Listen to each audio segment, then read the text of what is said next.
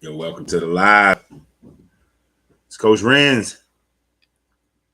For those of you who are finding me for the first time, we talk about everything spiritual relationship. We analyze things to the deepest levels. We look at archaeology and everything in between. If you find me for the first time, please subscribe. Hit the bell. I hit the bell so you get notified next time we have a video. We do a live stream every Monday, Tuesday, Wednesday, Thursday, and Friday. On Monday, it's Monday motivations and meditations. Tuesday, why I don't know why I can't talk. But Tuesday, it's because there's construction going on behind me. Tuesdays, we break down the Bible. We read it. We're going through it. What's wrong with the Bible? We're in Exodus right now. Wednesdays, we talk about relationship. Thursdays, we talk about different spiritual things. Friday, pretty much different spiritual things, or sometimes political or financial things. And then there are videos that I make throughout the week that may pop up here and there.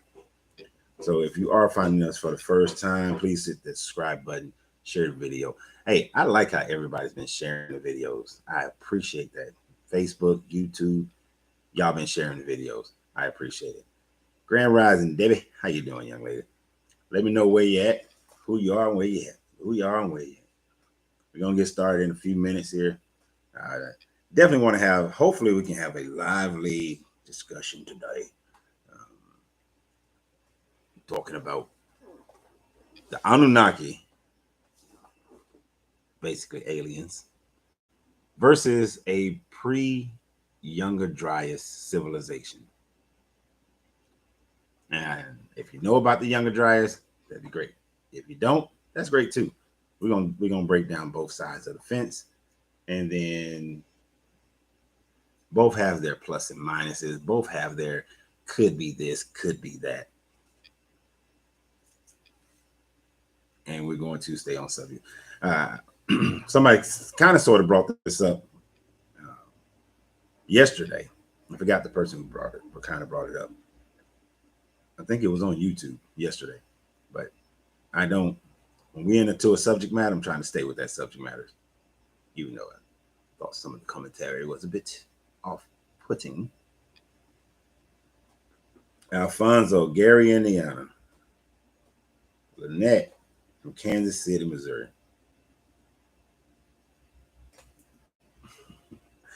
All right, I'm telling y'all a stupid. While we're letting people get, while we're allowing for people to get a chance to get on here, I'm gonna tell y'all something embarrassing about me. Because Alfonso is on there from Gary, Indiana, right? So understand this is when the. Actually, this is going to be very interesting. I'm going to test and see if people hold you accountable for the same personality that you may have had almost 40 years ago. So when I was in the fourth grade, my fourth grade teacher, her name was Mrs. Ross. Whew, now I had a crush on Miss Ross, right? And I was born in Marietta, Georgia, little poor kid, and all these kids, everybody. She was going around the room. What is something that's special about you? What is something that's peculiar about you? And I really wanted to impress Miss Ross. So when I didn't have nothing though. To me, there was nothing special about me at the time frame. So she asking all the other kid born in another state, this kid went skiing, this, just different stuff. Miss Ross gets to me and she said, "What's special about you?" I said that I was born in Gary, Indiana. Knowing good and well, knowing I was born in Marietta, Georgia, but I was born in Gary, Indiana, is what I told her. She was like, "Oh, wow, you was born in Gary, Indiana. How did that happen? And you moved out? Were your family from Gary?" I was like, "No, they're from here." And I was like, "My mom was on an airplane. They had to make an emergency landing in Gary, Indiana, and I was born. And then after a few days a week, then we came to Atlanta." So I told Miss Ross that, and I had to stick with that lie for a while until there was a parent-teacher conference, and my mom just bust me out. It was so embarrassing. I was like, I'm never lying again, because you get caught in a lie and it's so embarrassing. So that is one of those that stuck with me for the rest of my life. And every time I see Gary, Indiana, it reminds me of the time that I told it reminds me of the time I told that lie and got caught in 4th grade, and I was thoroughly embarrassed. Completely embarrassed. Ooh. Cigar hit the microphone. Almost fell. But yeah. And I know why I picked Gary, Indiana. Because back then, and still today, one of my favorite movies of all time, I like musicals, was The Music Man. And he had the song, Gary, Indiana, Gary, Indiana, Gary, Indiana, the town that knew me when. So I knew that's why. But anyway, see, that was some good little filler time, wasn't it? Talking about the great lie that I told back when I was in the 4th grade. Gary, Indiana. All right, I know we got some more people on here, even though y'all don't want to say where you are, who you are, and where you're from. It's all right. It's all right. But today we are going to have a discussion. The Annunaki versus the Younger Dryas period. The Annunaki versus the Younger Dryas period. Now, if you know what if you know who the Anunnaki, if you know who the Anunnaki are, just put an A in the comments. An A in the comments. That way I know if you know who the Anunnaki. If you know about the Younger Dryas period, just put a YD in the comment. YD in the comment. If you know about both, put both in the comment. All right. So Lynette knows about the Anunnaki. And if you know about the Younger Dryas, put the YD in the comment.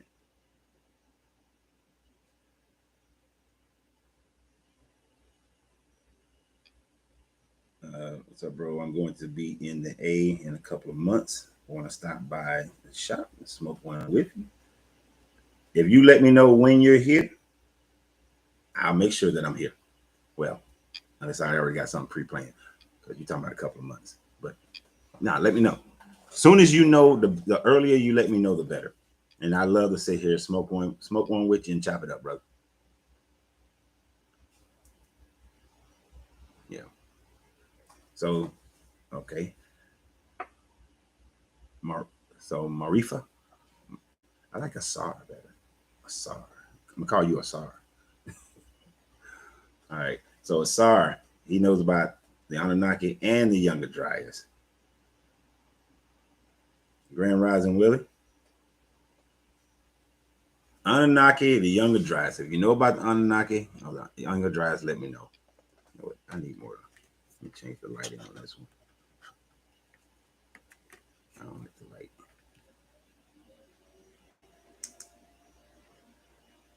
Nope. Let's go back. We'll keep it. That's better for me. I can see. All right. So, we got a couple people who know about the Anunnaki. We know about the Younger Dryas. So let's take a little journey here. First, I'll explain in cliff notes, because there are tremendous amounts of detail that you can explore in both. But let's go the cliff note route first, as far as the Anunnaki and the Younger Dryas, and then we'll comparing notes. Let's see what we discover. Let's see what's most likely, because neither are so definitive that you can say one or over the other. There are aspects of each that are, but neither are hardcore as far as the point that I'm going to make. Yeah, look forward to it. So let me go ahead and tell you what the verses is. The verses is this: who made us? Basically, where do we come from? This generation, this last what 10,000, 12,000 years. This last 12,000 years or so of man of history. Where did we come from as far as these last 12,000 years? Did we come from an alien species that came down and mixed up man's genome, according to the Sumerian story of the Anunnaki? Or was there a pre-existing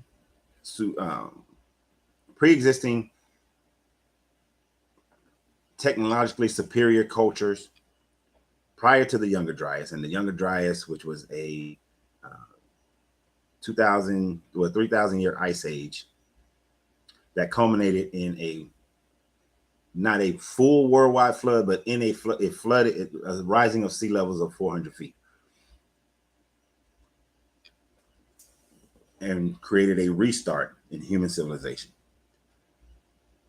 And in that restart, the survivors of that previous civilization created the restart. That's what we're going to compare. There are some similarities. There are actually some connecting points that could validate that both could be true. Could just be the process, but we have separated them. And that's what we're going to discuss today. At least start out discussing. On Fridays, ain't no telling where the conversation goes. Yesterday, even though people asked some divergent questions, I tried to stay exactly where we were yesterday. And definitely on Tuesdays, we stay where we at, and Wednesday we stay where we at. But today, we can free flow a little bit. We got some construction going on next door, so hopefully it won't be too much of a hindrance. But every time that man slams his door, it throws me off. Now, the Anunnaki. So according to the Sumerian story, the Anunnaki are a group of aliens led by Anu, who, in an attempt to fix their own homeworld of Nibiru, came to Earth by accident. Actually, you got to do, I think his name Lamu comes to Earth, finds the gold, because the idea was that if they spread monatomic gold in their atmosphere, it would seal up their ozone layer. It's a planet that had this elongated loop around our sun, and they wanted to close up their ozone layer because they had all these nuclear wars. Lamu finds the gold on Earth. Enki comes down, verifies it, kicks Lamu's butt, says he got it because Lamu had took all the rockets and said that he was going to blow up Nibiru next time it came into the solar system. Kicks his butt, and then Enlil comes, and they start mining the gold. After they send the Igigi with them, and they're doing this gold mine operation. They got a way station on Mars, and they're mining the gold, sending it to Mars. Then from Mars, it gets shot out to Nibiru. They do the monatomic gold thing, but then there becomes conflicts. There are many conflicts, many human-like conflicts, where Enki gets the Mars contingent to revolt against and pretty much stage a walkout, a labor walkout. Enlil is like, hell no, kick their butt. But then Enki says, I got a better plan. He said, I've been watching this little hominid on this planet. Why don't we speed up its evolution by incorporating some Anunnaki DNA in it, and then it will be able to mine the gold for us, and then also we can live up in luxury, and they can take care of us, slaves. Enlil is like, nah, because if you do that, then it's going to come into its own consciousness, and then it'll revolt. But then he says, but then Anu said, yeah, we can do it, but make them clones only so that they can't reproduce, and that way we can control their populations. The prophet just found out you exist. I appreciate it. So they agreed to it. So you got Enki, Enlil, Anu, and then Enki's little cohort in Harsag. They down there, and in the Apsu, which is Southern Africa, and they are messing with man's genome.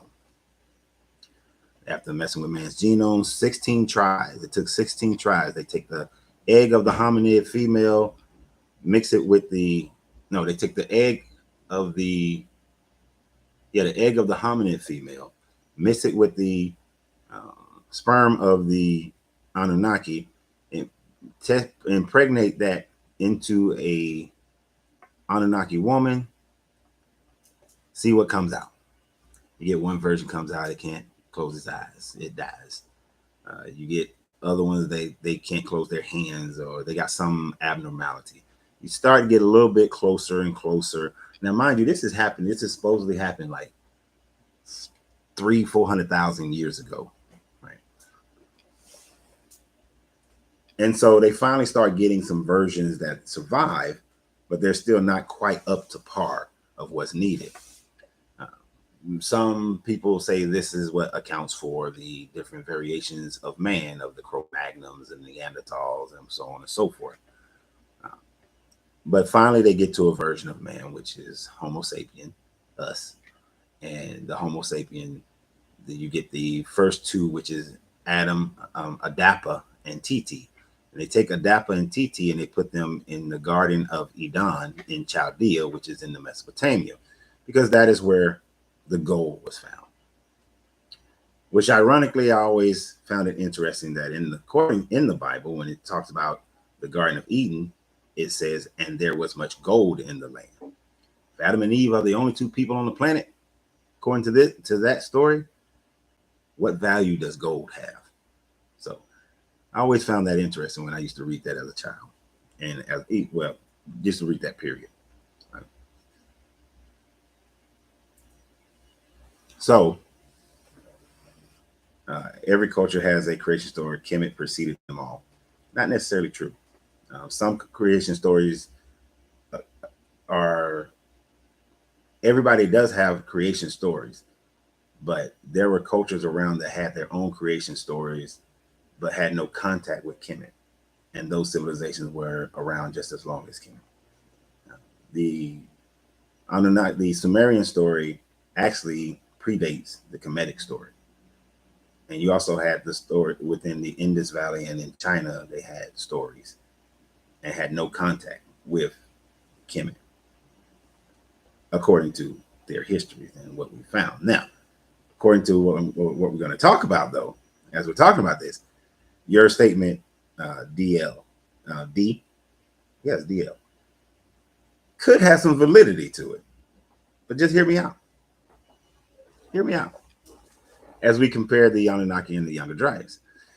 So in this Anunnaki story, and I'm skipping a whole lot of little details of all these human-like king, I'm the king, they the servant, Enki and Enlil, and this constant battle of supremacy, because Enlil is the younger brother, but Enki is the older brother, but Enki can't be king because he was born from a cohort, whereas Enlil is born through the marriage of Anu and his sister. And so that ancestral bloodline thing, which is a thing that humans had for a long time. So you got this where they created man, and then there was a time frame. You get up to a time frame about 12,000, and they go through a whole bunch of stuff, whole bunch of warring, whole bunch of fighting. Marduk and Enlil fight back and forth in wars and all this kind of stuff, right? So you got all this going on. Well, you get around to about 12,000 years ago, between 12 to 9,000 years ago. You get this thing that happens. Enlil is like, you know what? The humans are too damn loud. They're getting on my nerves. There's a ice age. It was like there's this ice is about to fall into the ocean and about to melt, and it'll wipe out everybody on the planet except for those who are on high mountains, or those who build a boat, or those who are in space. So Enlil decrees that all the royal Anunnaki are to get into spaceships and hover above space during this period of time. If you got Anunnaki blood, you are to go to these high mountains or get on these boats. So Enlil decrees this. You can find this in the Altrahesis. Enlil decrees this, and Enki has a son with a son. His name is Zuasutra, also known as Noah. He tells him how to save himself and to collect the seed of every man, and that this flood is only going to last for about 6 days, but you'll be able to survive. Over in the Indus Valley, you have stories of people being told by God that they're going to go up to the tallest mountain. You got the same thing in the Americas. In Peru, go to this tall mountain and you'll be safe from the flood. In Australia, go get on a boat, build this boat and save some animals, and you'll survive this flood. All over this world. Now, for the most part, everybody else told a flood that only lasted about a week. Of course, Genesis had to be a little extra. The last 40 days and 40 nights and cover the whole planet, covering the highest mountain, which would be Mount Everest, and we know that nothing can survive at that altitude. But be that as it may, they have this story. We do find, and then from that, you get each one of them in every part of the world. In China, where they had this story, they were responsible for repopulating the earth. In Africa, where they had this story, they were responsible for repopulating the earth. Everybody became responsible for repopulating the earth, and they all believed that they were the only ones who survived, right?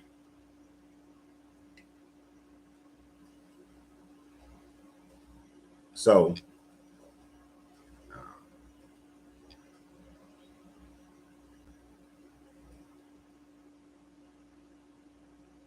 with this idea of this flood happening, we do have actual geological proof of a younger Dryas period, which is a period that happened between 12,000 to 9,000 years ago. And this all ended very suddenly with a rapid, with a rapid melting of the ice. So with this rapid melting of the ice, you had a 400 feet increase in sea levels.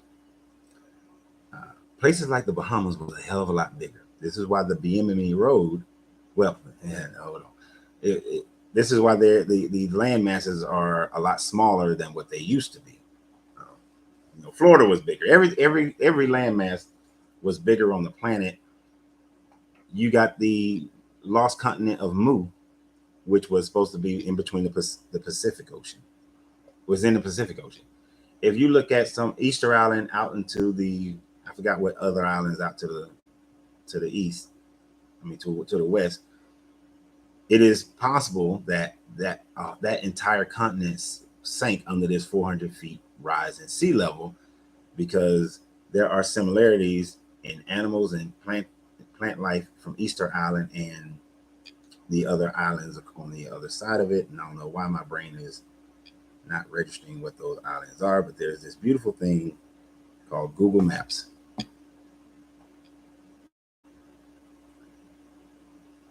Google Maps and some glasses.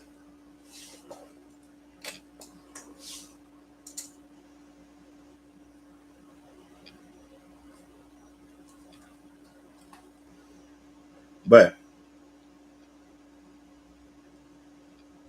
it goes all the way over to, like, not Hawaii, but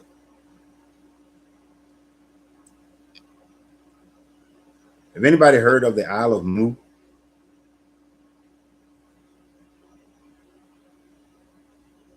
You ever heard of the Isle of Mu?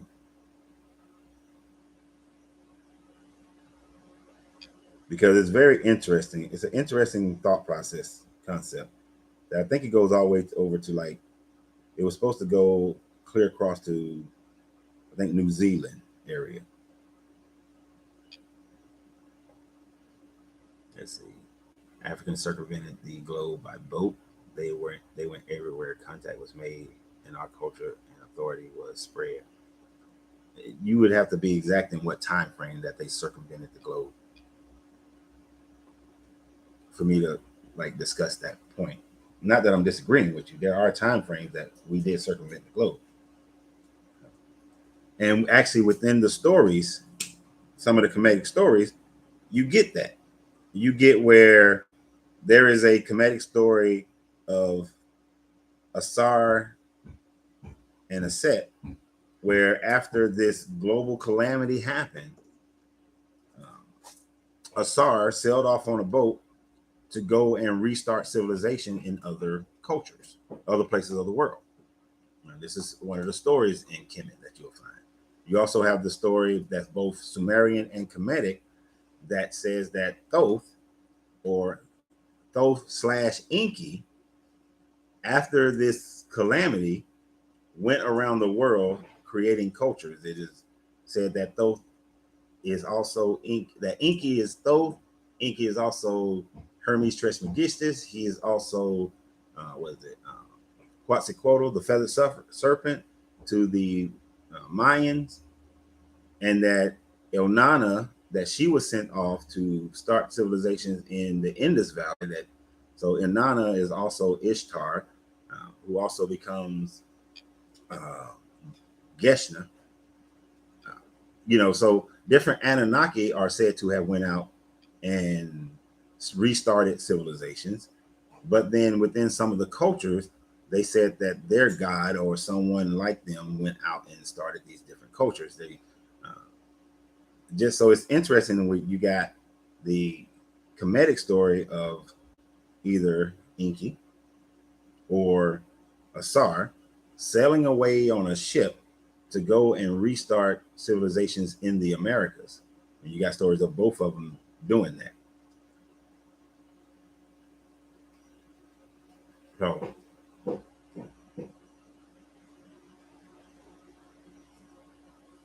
So when you have this, so you have different variations of these different stories of different people doing these things. And that's the thing about it. A lot of this is stories.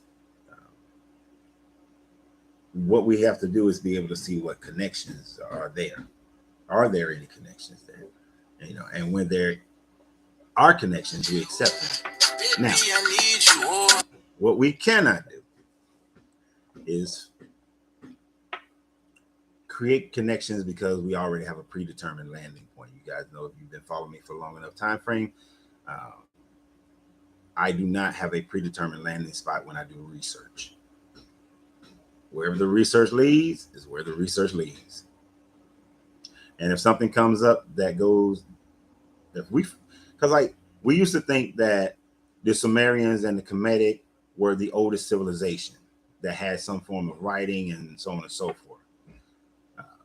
Their civilizations date back to about 8,000 to 9,000 years ago. But in the finding of Göbekli Tepe, we see that no, there was a civilization 12,000 years ago. We also see that the Sphinx and the pyramids.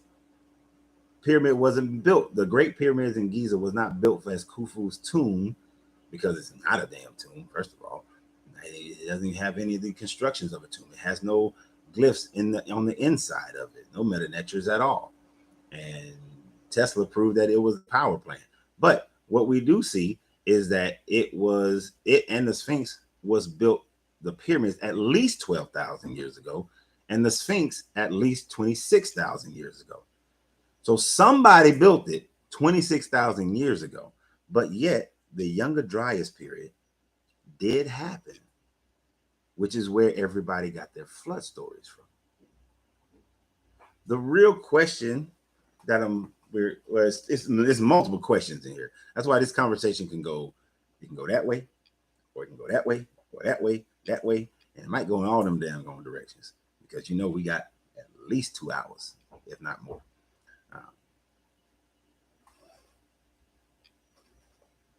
Some of these things could have happened and then they get exaggerated, because we know humans have a tendency to do that. Was it aliens, or was it a previous civilization that then went out to restart civilization? According to the stories of Atlantis, when Atlantis sank during the Younger Dryas period, which the sinking of Atlantis, according to Plato, would have occurred during the Younger Dryas period. It's amazing how many of these stories relate to the Younger Dryas period of about 9,000 years ago, when sea levels rose 400 after this 2,000-year ice age. It is quite possible that it was aliens, but it is also quite possible that there was a previous technologically advanced civilization that, although did not survive the Younger Dryas period, that some did. And when they survive, if you take Enlil's story of being up on the spaceships, if the way that they survived was to be above the Earth atmosphere, because you cannot be within the atmosphere to survive what would happen, what would have been going on with the level of storms and hurricanes and tidal waves. I mean, you could, there's certain levels of the atmosphere you can still be in. I'm thinking about a continental shift. You got to be outside the atmosphere for a continental shift. But I love disaster stuff. So, by the way, yeah. So you had to be, if you was on the ships now, once all this is over and you come down, you would appear to the people who have survived. It's been, ice ages lasting 3,000 years. Then this massive flooding happened. And then like 1,000 years later, because most of these civilizations the restart is around 8,000 years ago. The Younger Dryas ended about 9,000 years ago. So if you got 1,000 years of post-destruction, and everybody on the planet who was still able to survive was reduced back to low tech culture, going back to hunter-gatherer, spaceships coming down from the previous civilization or from the Nibiru. You think they're the aliens. You would think they were aliens, and you would think that they were gods. They're able to live longer, because we don't know what the condition of the planet exactly might have been prior to the Younger Dryas period. Based on the monuments that was built, in Peru and the Americas, here, in Africa, in Egypt, in England, those things are earthen constructions. They seem to have been built on ley lines. So there seemed to have been, the previous civilization understood how to work with the planet, live with the planet, and not construct things how we do it today that actually hinders the planet and causes more death and disease. And we are out of sync. Our magnetic field around our own personal bodies are not in sync as much as they should be with the Earth's magnetic field. There's too many wires that you walk under every day that disrupts that. We got too many electronics that's throwing off all kind of frequencies. So if these people were more in tune, that may be why they live longer. Just biologically different. Just biologically different. They could have just been that. Or they could have been aliens. Now, some people will say, well, it had to be aliens because we've been having UFO sightings and all these kind of things well beforehand. Well, even to this day. Well, even that can have some explanation of a pre-civilization or Annunaki. Is it just straight up aliens? Did they come from the star Sirius, as the Dogons say? Or did that advanced technology, that advanced civilization, understand the folding of space and was able to travel to places like Sirius and set up colonies there? Is the Black Star satellite in orbit and is pointing towards that direction, pointing towards the Pleiades? I believe it's pointing towards the black area, black spot in the Pleiades, as a signal for that's where they went, and they're able to travel back and forth. Or as Admiral Byrd went towards Antarctica, and because the Germans kept going down there and coming back with all these great weapons, did Admiral Byrd go down there and take that flight into a hollow Earth where these Anunnaki would have went and lived? And because maybe their planet is the planet that collided with Tiamat, another planet between Mars and Jupiter, which created the asteroid belt. And since they don't have Nibiru anymore and they need to be in colder climates, are they in the center of the Earth with a whole advanced civilization? Are they in Antarctica? And that's why we can't go more than 200 miles into the interior of Antarctica. There is a pathway to believing in aliens, and there is a pathway to previous technologically advanced civilizations, and those civilizations restarting our civilization. What do you guys think? We're going to stop the confusion and retake and restake our claim. We do not want or need everybody. Eve is Pandora.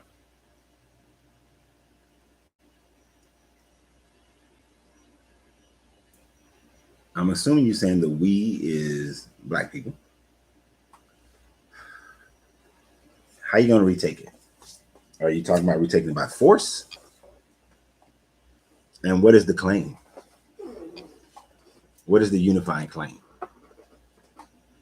But what do you, so just on that initial rundown, because I know I gave you guys a lot of information on there, even though I said I was giving you cliff notes, that's still a lot to contemplate. Is it the younger Dryas and a restarting of civilization by a previously advanced civilization like the Atlanteans, the Lemurians, or is it the aliens from Nibiru, the Annunaki? And the Annunaki are still yet and it's plausible to say the Annunaki are the Atlanteans and the Lemurians. You know, did they go live in a hollow earth, or did they mess with man's genome, or were we already here? But they were still a different group. The technologically advanced people of Atlantis and Lemuria were technologically more advanced and didn't bother with a different version of man that was on the planet, and then came and restarted those civilizations after their civilization sank into the ocean.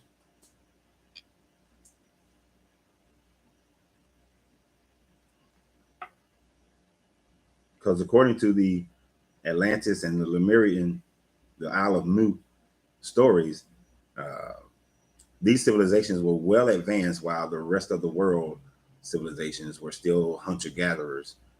And these people, they didn't interact. They kind of like we were, everybody else was the Kalahari, the games. They was the Kenyan game wildlife reserves. Just watching them over there, they're developing, not developing. They're behind us, but we're not gonna mess with them. They're a little different. Or were they? The Annunaki finally came and said, "No, we gotta mess with them." That's a lot to think about. Yeah, welcome to my world. Welcome. I literally do sit and contemplate these things, mental exercises, because we do see where when you look at how many of you guys have read the book Chariots of the Gods by Von somebody? I forgot his name. It was like 30 years ago when I read that book, 30 plus years ago when I read that book.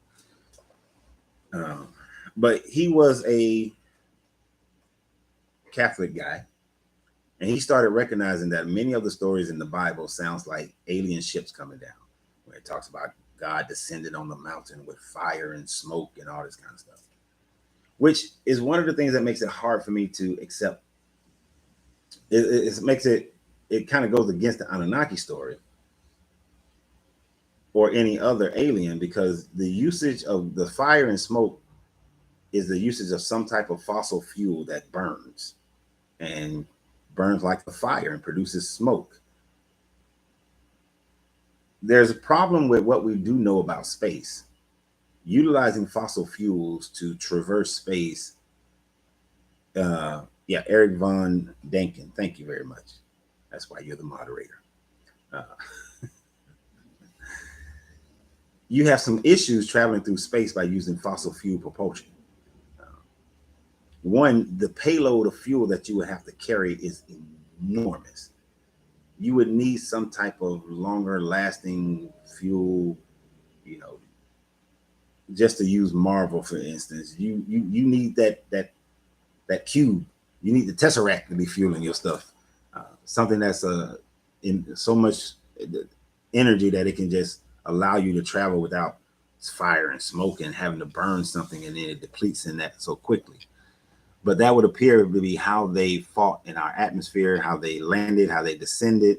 There was always this fire and smoke, which makes me think that it's more or less a civilization that was already here because of all the fire and smoke.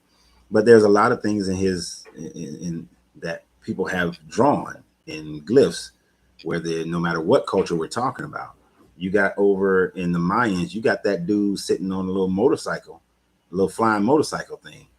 You got the one that got the helmet, and he's looking all like a spacesuit that we had in the 60s. You got the Hindu culture, they got chariots and smoking flames is coming out the back while the gods are fighting each other in the sky. You know, the in one of the glyphs in Egypt, where I don't care what they say, that's a goddamn helicopter and that's a jet. It's a helicopter and a jet. But you got these different things that demonstrate flying machines, but these flying machines in writing and in glyphs demonstrate more of a earth-based culture utilizing some type of fossil fuel. You need that in order to traverse space. You need that Star Trek level stuff. You know, you need them. I forgot what them crystals are called, and that's a shame because I love me some Star Trek. But you need them crystals in Star Trek to fuel your engines that don't require fire and smoke. And then, yeah, it's a jet and helicopter, exactly. So you're saying you kind of agree with Billy Carson idea then? Yeah, I've seen some of his videos, and I do agree with what I've seen of him concerning Annunaki. I do agree. I'm somewhat agreeing. I'm agreeing that this is what those people thought back then. But as to who these actual beings were, I'm not 100% sure they were from another planet or they were already here on Earth. Even some of these sightings that they say are lizard people, or they say that are, that are diving into the ocean, they're coming out of the ocean, that are going in and out from the dark side of the moon and coming out of, the inner core of the Earth. If these civilizations were advanced and they have this rule of hiding from us, letting us develop on our own, so to speak, to a certain degree, then that still would account. That still would account for the UFO sightings. Why was the Germans going down into Antarctica, and every time they come back, they go to Antarctica, they come back, and all of a sudden they got intercontinental ballistic missiles. They go down there and come back, and then all of a sudden they got damn jet engines. They got jet planes. Somebody in Antarctica was doing something during World War II.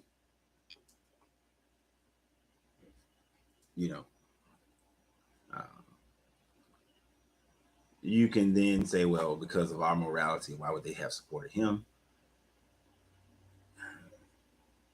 You see an ant colony fighting another ant colony.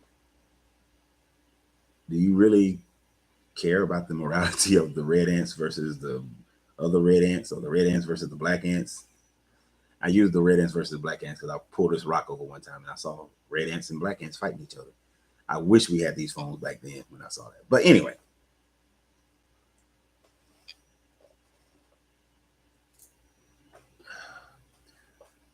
you can find points for both sides, but which one do you follow? Which one makes more sense? Now, I first have to go with what we can prove, what we can actually prove. Let me read some questions first, or statements. Papa, so there's a show called The Wheel of Time on Prime Video. That show alludes to reincarnation and a very technologically civilization already being here. And Chris is done. Boy, we said it's on Prime. I got Prime in the lounge. So you know what I'm going to be watching now. Well, after this, I got to have a conversation. Then I'm watching that. The Wheel of Time on Prime. The Wheel of Time on Prime. I got to say it one more time. The Wheel of Time on Prime. That way I know I'm going to watch that afterwards. I agree. Atwell. It makes too much sense. Oh, as well. It makes too much sense. Yeah. Why does everybody have a flag at Antarctica? When did they decide to peacefully share any continent? He was 1930s Time Magazine Man of the Year. Reagan says the narrative shows no proof of all those deaths.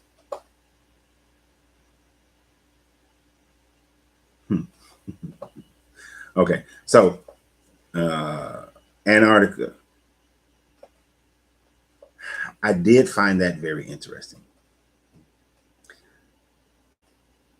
There are certain limitations that I have of what I can say about Antarctica because of my experience in the military. So there are very few. So I have limitations on what I can say about Antarctica.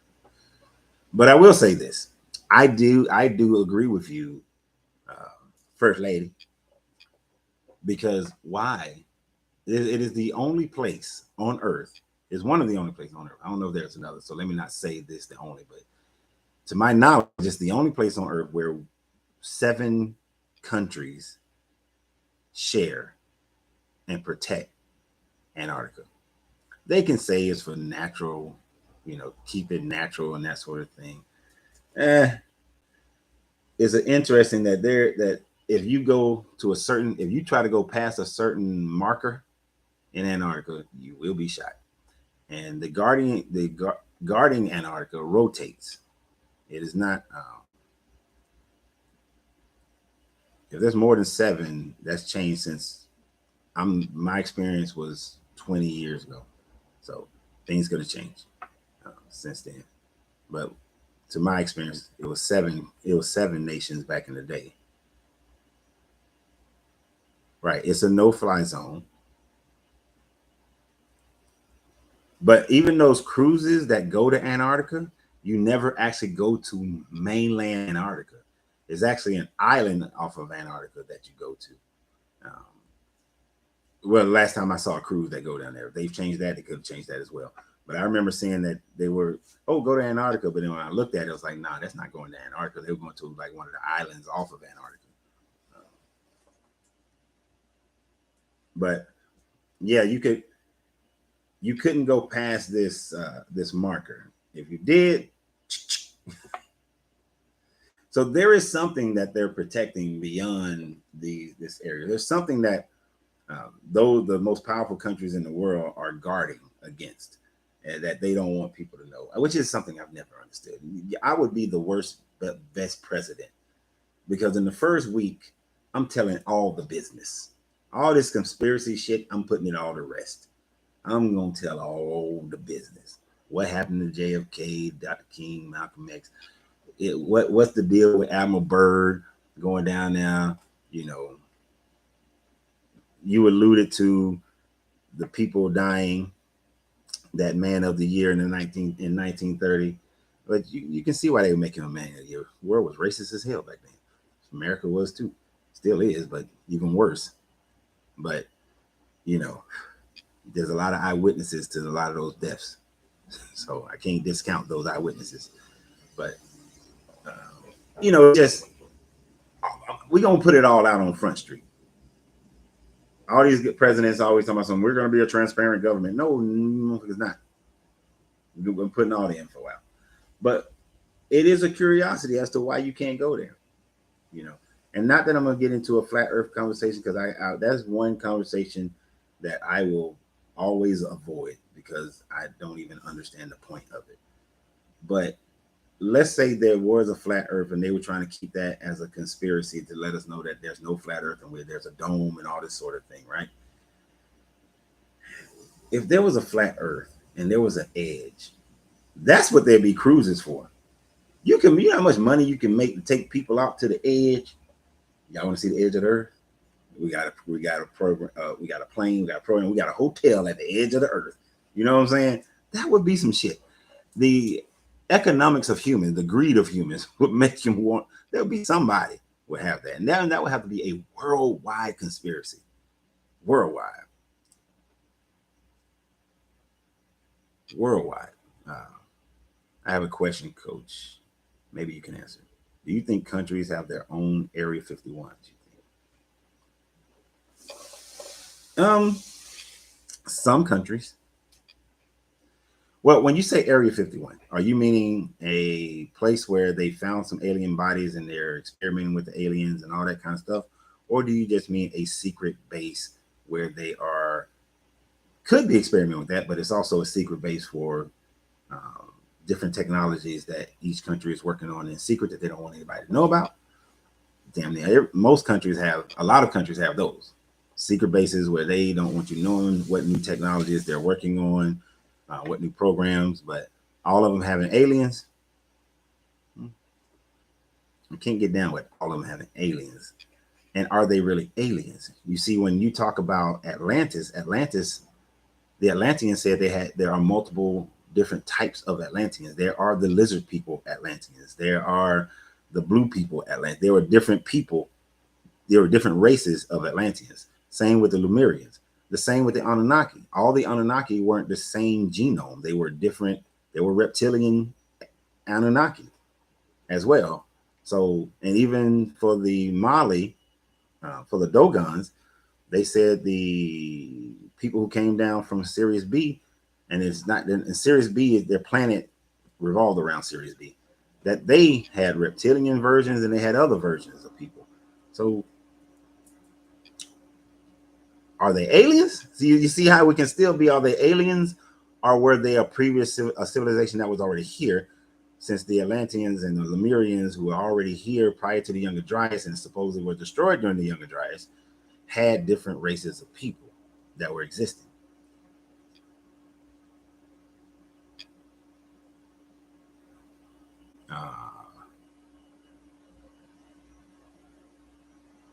You notice that they get sworn in. The hair turns white. My mom said his rituals. You talking about presidents? I think that they, as far as their hair turning white, one thing I got to say, because I had a couple of opportunities to work directly, well, not work with, that would be overstating. I consistently briefed a president. That has to be the most stressful job in the world. And don't nothing aid you like stress. So I've always attributed to stress because it is the most stressful job in the world. I can't think of another job more stressful than being the president of the United States. I've talked to and dealt with leaders of other foreign governments, and their job is not as stressful as the president of the United States job. That got the most stressful job in the world. Or he could be an alien. Because the Anunnaki did set up a bloodline that you have to have Anunnaki blood. But the difference, if you got Anunnaki blood, though, Anunnaki blood is supposed to keep you younger. You're supposed to live longer with Anunnaki blood, be more healthier. They were supposed to live 50,000 years, 100. The Agigis and stuff were living 50,000 years. The Royal Anunnaki were living 200,000 years. So there's that little wrench you can throw in there.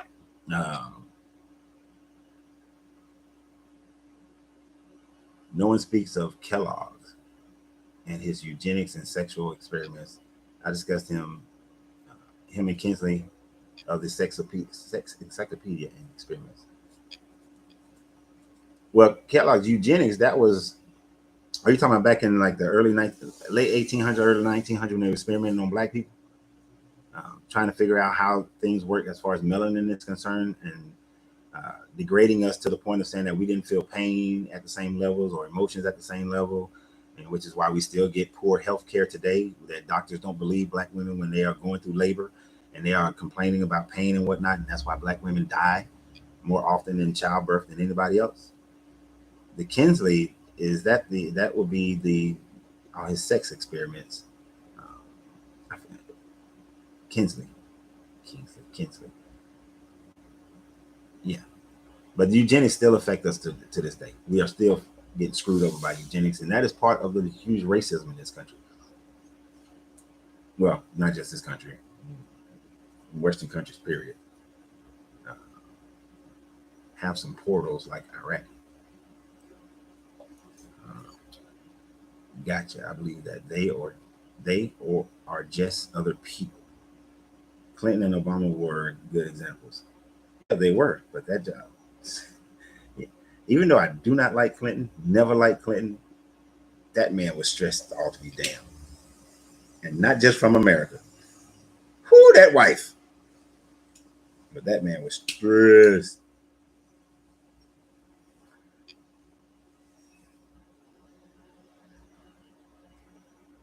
It's public information about threat matrix as far as that threat matrix existing, but I don't know what other presidents had, but that damn threat matrix during Clinton's era, that was a hell of a threat matrix.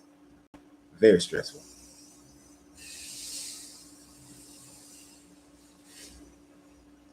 Clinton and Obama were in their 40s and 50s when they were presidents. That's when you start to go gray. That's when I started to go gray, in my 40s, mid to late 40s. But I'm telling you, as far as the president thing, do I think that there's some bloodline things to some of it? Yeah, you can see some of the presidents have certain bloodlines. Um, are they Anunnakis or Igigis? Can't say. Do they? Because I think a lot of those Anunnaki bloodlines got lost in the mix way back in the day, and people really don't know who those bloodlines are. And then other so-called royal bloodlines were just created out of who won the battle, who fought and won, who's the new king of Scotland kind of deal. As far as those jobs, those are stressful ass jobs. If you want to see somebody get old real quick, put them in a super stress situation for about 8 years, and you'll see somebody go great. You're gonna go great. So I don't necessarily agree to that one, as far as it's some kind of ritual or them being a part of something that causes them to go great. Now, are they a part of stuff? They probably are part of some other stuff. Love to interview sometime. Just hit me up. We can schedule it. We can schedule it. But so I told you this conversation could go 11 different directions. The conversation go in the direction that y'all communicate with me. That's the direction that conversation is going to go most of the time. Now, there is this other thing. I'm going to throw another. Well, would that be throwing a real wrench in there? There's a time frame called it's a theorized time frame called the axial era. And this is an era where people stop so much going for mythological stories and start to use more reasoning, and mainly because the leading theory is because writing became more complex. Civilizations started developing their own types of alphabet writing instead of using pictographs and meta netures and things of that sort. So this is when you get the Tao, the Buddhism. You start getting, but you have people who started before. You got Zoroaster, who was before this time frame, and you also got Akhenaten, who was before this time frame. But man started thinking differently. It was that a natural growth, but according to the Anunnaki story, that is also during the time frame when Anu said, you know what, y'all being in charge of the humans is too much of a problem, and we keep having uprises because y'all don't know how to treat the humans. So set up kingships. So in and around that same time frame, the kingship became more of a thing, and empires became more of a thing as well. And the psychology of man started growing towards more our own consciousness, which is what we're still moving towards today. It didn't just, this axial era didn't stop. It's still going on today. Where man kind of came into his own, but that same thing it happened at the same in and around that same time when Anu said, no, the Anunnaki would no longer be involved in the day-to-day activities of man. Which is why many of some of the older books, whether it's the Upanishads or the Torah, you can see the evolution of this God taking his hands off the wheel, so to speak. And now he's like, okay, y'all gonna run yourselves, but just give me some respect. But all the, sacrificing and all the altar, building of altars and all this kind of stuff and statues and all that started to stop. So was that the Anunnaki, or was that just a natural development of the consciousness of man? And then who is that damn Annunaki? I wish I can remember the islands that the continent of Mu supposedly existed from. I know Easter Island is supposed to be its most eastern point, and there's another band. You know what? That's why there's Google, right?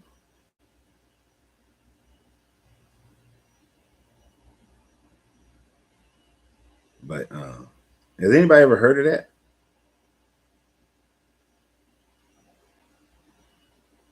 You know, I can't spell no more. You know, this stuff has made me so lazy I can't even spell no more.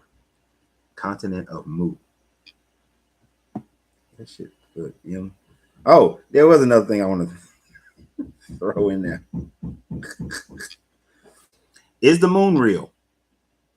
Is the moon a natural body? Is the moon that something that was created? Or was the moon a diosphere? Yeah, Lemuria. I found it. I got Google. Lemuria, but thank you, Angie.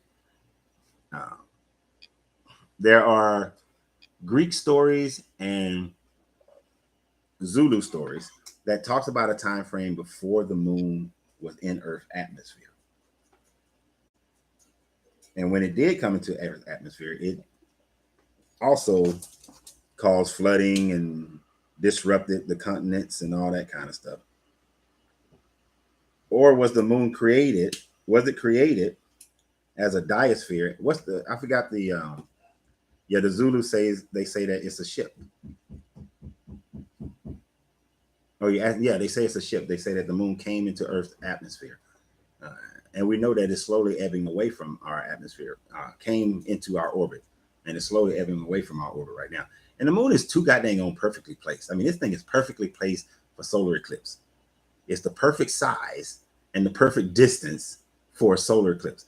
That's a little too goddamn convenient for a naturally occurring object.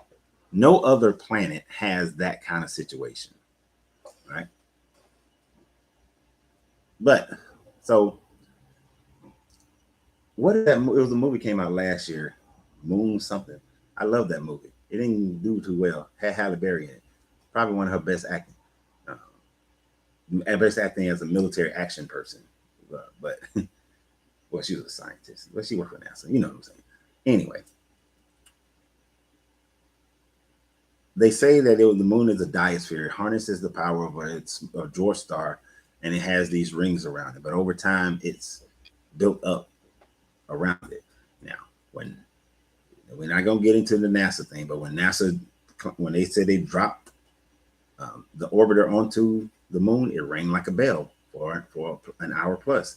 Then the next time they dropped a larger object on it, and it rang like a bell for a very long time. Yes, the movie is Moonfall. Thank you, Angie and Debbie.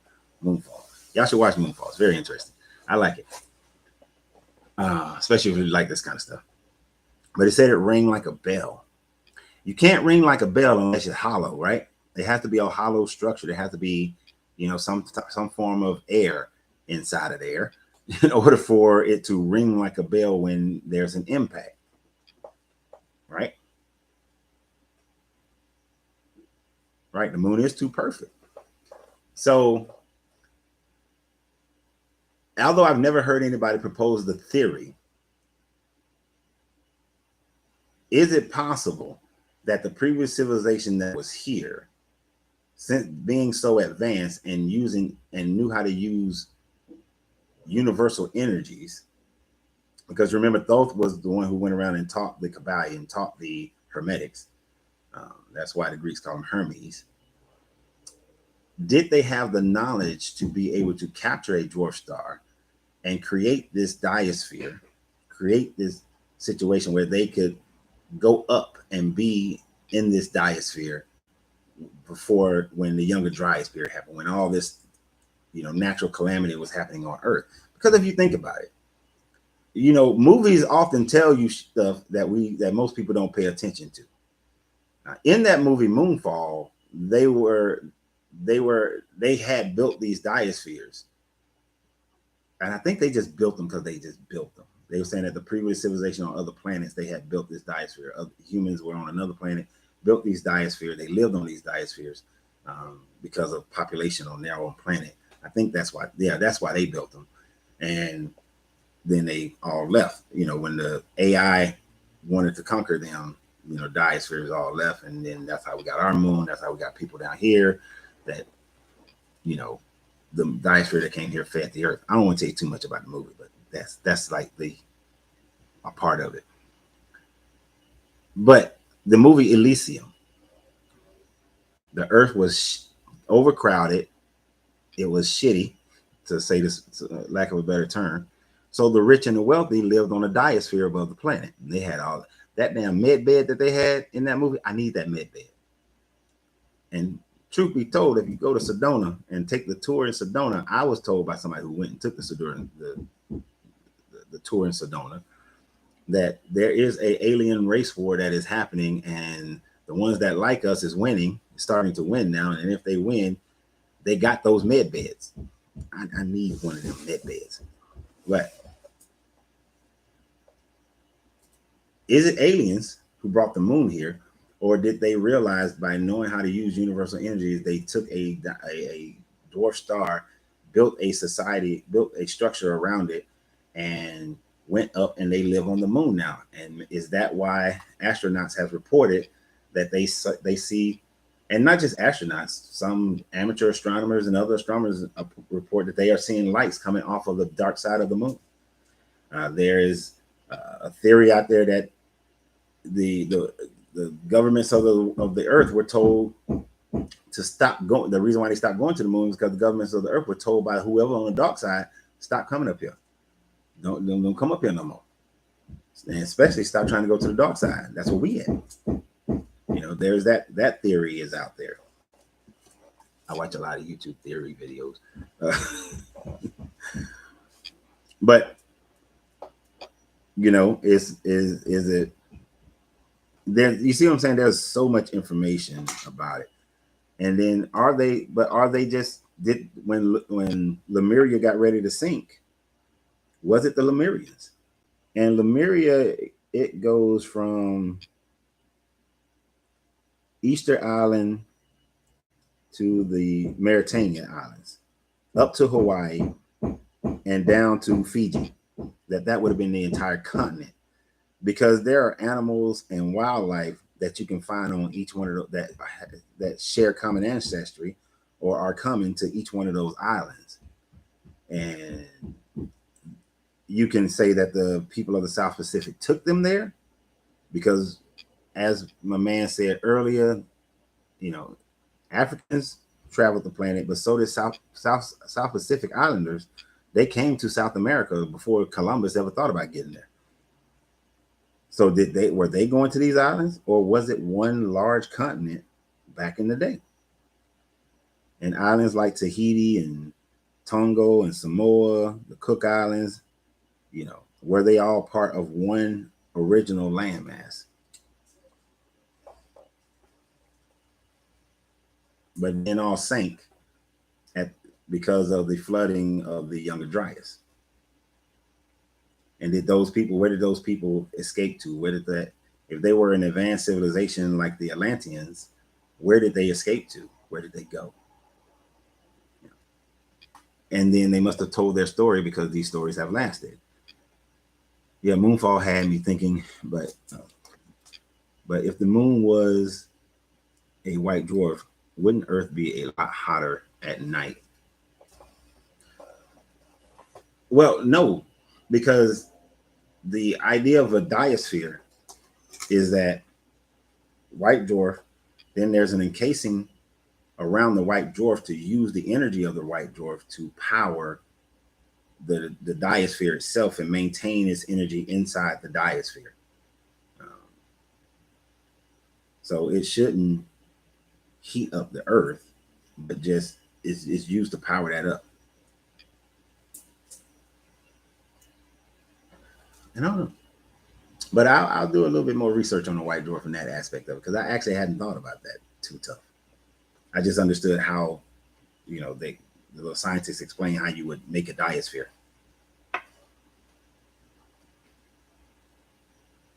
There even been talk in the past on nuking the moon.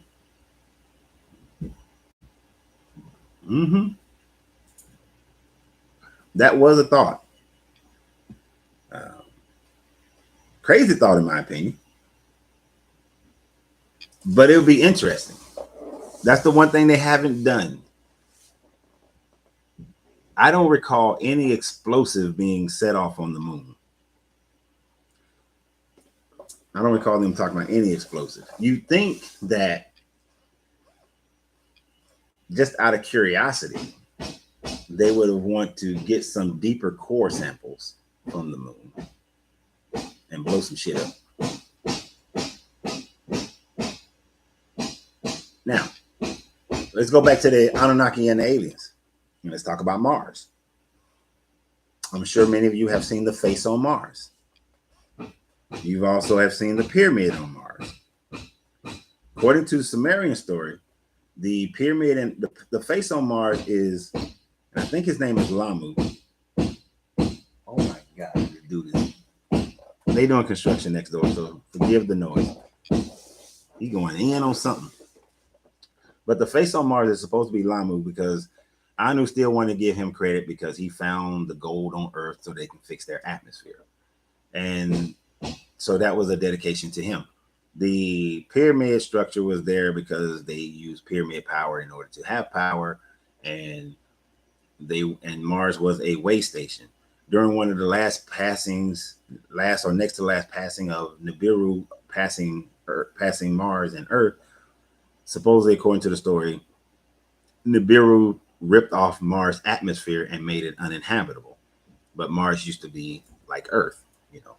It had rivers and lakes, and we do see that there are ancient rivers and lake beds and seabeds on Mars. So it is theorized that Mars used to contain a lot of water like the Earth does, and then that would make it habitable for similar creatures as what we are and everything else on this planet. So there is some science that could back up the Nibiru passing by, ripping off the atmosphere, and Mars used to having an atmosphere, and there was some kind of technology there. There is some scientific evidence for that, which if that is so, it would validate more of the Annunaki story than the younger Dryas story. Because there is, unless you say that these that higher technologically advanced people of Atlantis and Lemuria were traveling to Mars and had colonies on Mars. But there's nothing in their story that talks about Mars and them going to Mars. Well, nope. The Lemurians do have in their story, not that they went to Mars, but they have in their story that they were in contact with Martians, and then Mars tried what we call today the Luciferian experiment, which is to create a synthetic Merkaba. And in their attempt to create a synthetic Merkaba, it destroyed the planet, made it uninhabitable. So they used portals to get here to Earth. They came to Lemuria, they came to Atlantis. Everything was cool at first, but then they tried to do the Merkaba experiment again on Earth, but the Lemurians stopped them from doing it. But it did cause some calamity, and then the Martians went off, and that's the alien race war that is going on: the Lemurians and Atlanteans versus the Martians. So Lemuria does have a Mars story. I forgot all about that. I haven't thought about that in years. Yeah. So you have all of that. You see why all this stuff is confusing? Why? Well, let me not say confusing. This is why you can have people who will vehemently stand on one side or the other. But the truth is, we don't have really anything super concrete for any one of them. You guys have, I'm sure you've seen what's called the Eye of Africa, right? In over in, is it Mauritania? Yeah, over in Mauritania, the Eye of Africa. It has elements that look like it was flooded. They thought that those were hills, but they from higher elevation, they look like as if like they look like under the bottom of the sea. They look like how the sea is when it's when it's a rush of water going over it. It has the circles, just like how Plato described it, Atlantis, which Plato supposedly learned this from his grandfather, and we don't know who his grandfather learned it from. And it would fit with the Annunaki story when, well, the Emerald Tablets, not the Annunaki story, the Emerald Tablets,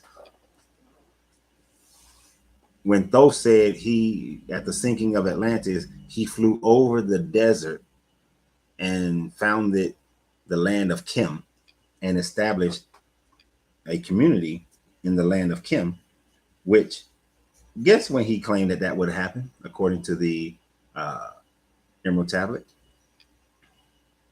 Around 9,000 years ago. Around 9,000 years ago. Right at the end of the Younger Dryas period is when the Emerald Tablets say that Thoth came and started the civilization in the land of Kim.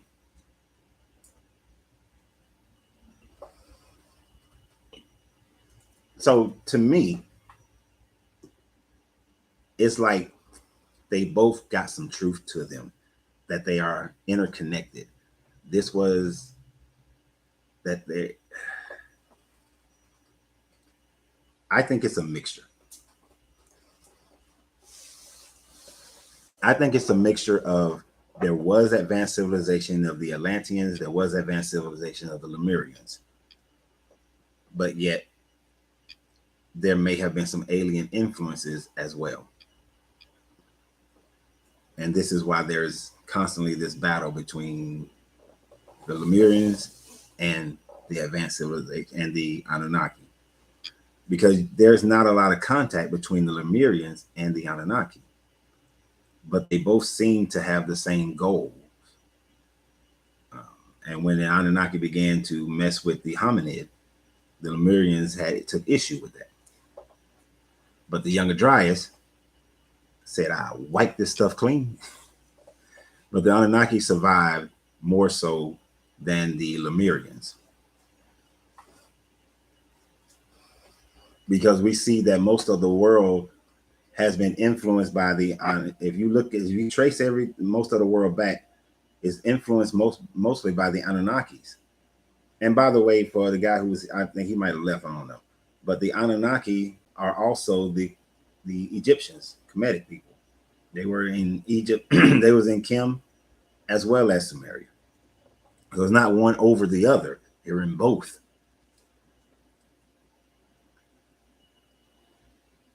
Okay, what do we have?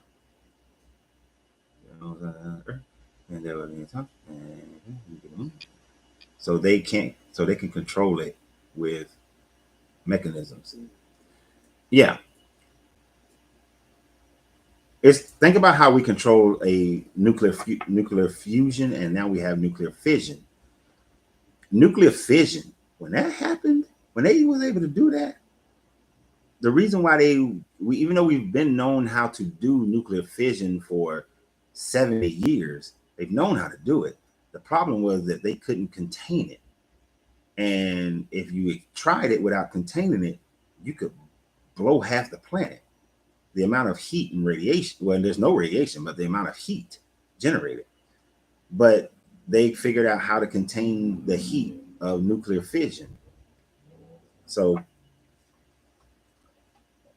it's not unreasonable to say that a more advanced civilization could be able to contain the heat from a white dwarf.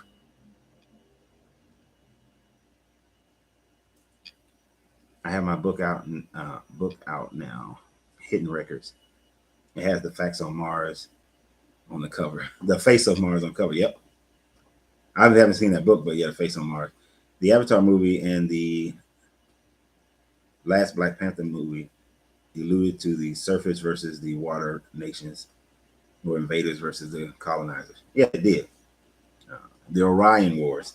I haven't heard that term in so long. The Orion Wars. You have to refresh my memory on the Orion Wars, First Lady. But yeah, where were you? And I didn't watch the Avatar movies. I watched the first one. My bad. But that would be kind of similar, especially with the Black Panther movie does kind of allude to that. You got Namor, You know, he would be more like the Lemurians. Hey, we just want to be left alone. Whereas the Wakandans were a little bit more active in what was going on. They just didn't do as much. Orion Wars displaced many Lemurians, Lyrans, Palladians. Yes, okay. I'm not good at that part, but I've heard about this. The reptiles were here first. I've heard as well.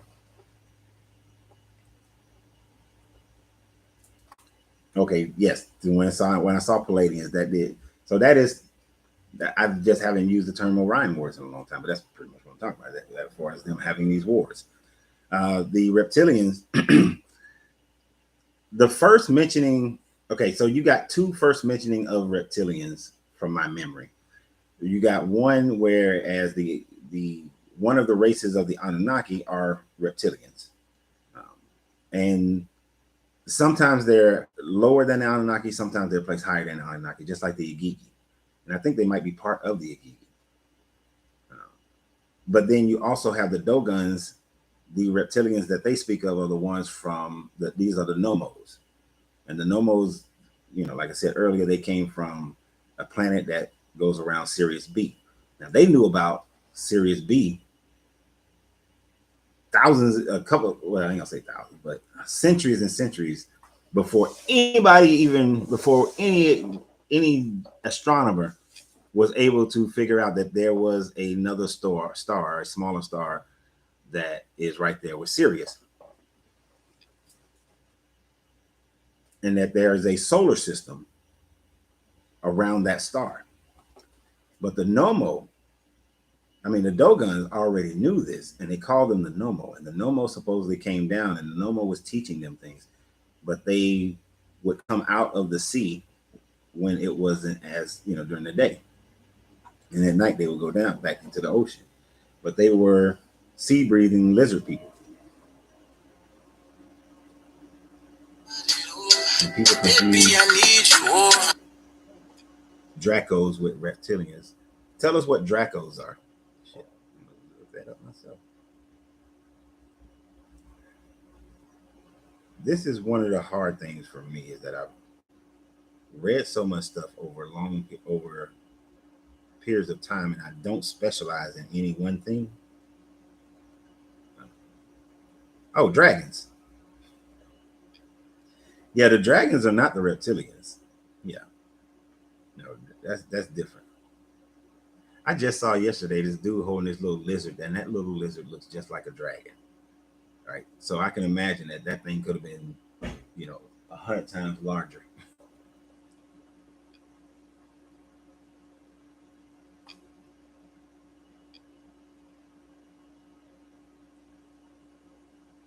I know Draco is a constellation.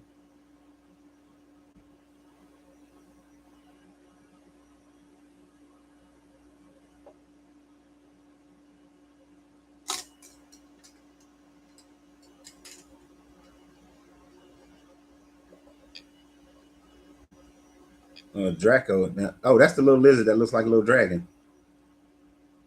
It's a flying lizard.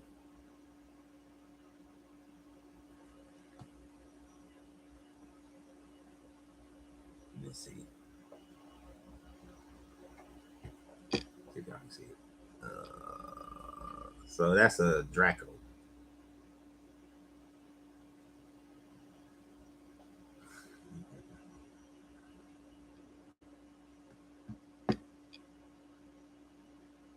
You give it thousands of years. Little flying lizards. Could be a baby cousin. And the thing about, and these were in Southeast Asia.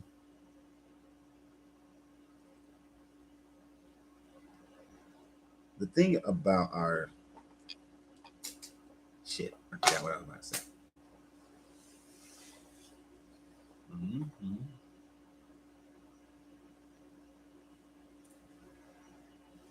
I was gonna say something. It was something that had hit my brain, and then it left like that quick. How you train a dragon? DreamWorks was trying to tell us something.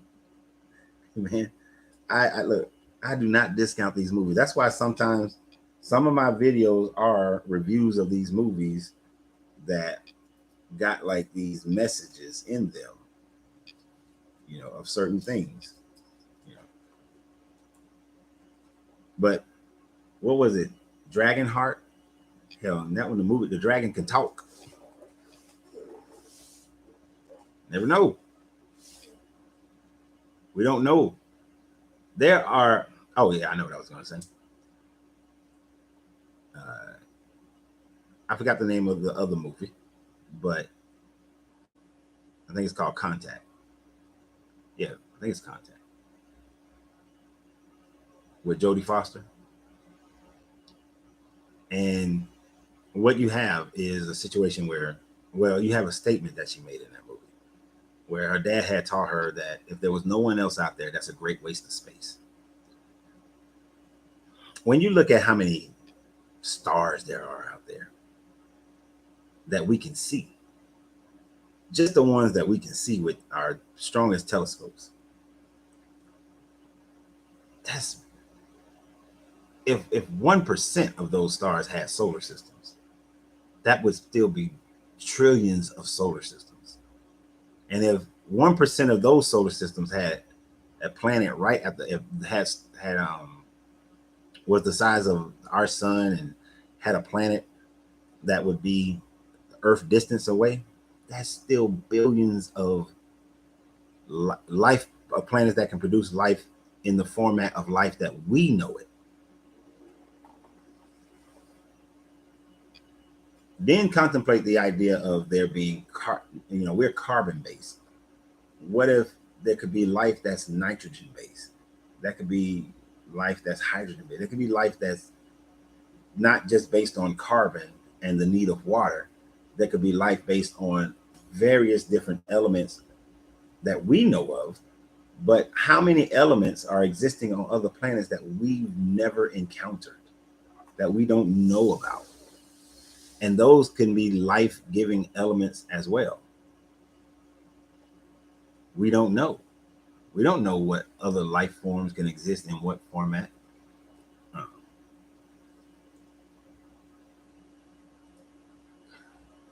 What if you went to another planet and they're able, they life has developed to breathe hydrogen? You know, it could be like Thor Ragnarok, where you had the Chronos. They're made out of rock, but they're life-living rock. They're conscious rocks. We don't know. And it's possible. And that's my point. There's possibilities. Could some other, I think traversing space through just speed is not the most efficient way to traverse space. It's very limiting. The amount of time it would take to go from one star system to another star system is not practical. The best way of traversing space would have to be either to find some kind of wormhole, or if you're a Marvel person, Marvel, they have these, since they introduced Guardians of the Galaxy, they introduced these jump points, which are basically kind of like black holes, wormholes. In Star Trek, they had wormholes, which are points in space that allow you to travel great distances in a very short period of time. There could be a jump point behind Jupiter, or on the other side of Mercury or Mars or somewhere like that. It could be one that comes right where the moon is at. Could be a jump point right there, and we just don't know about it. Or maybe we do know about it. So when we sent Voyager 1 and 2 out there, we made sure that it avoided those jump points in order to get a closer look at our solar system.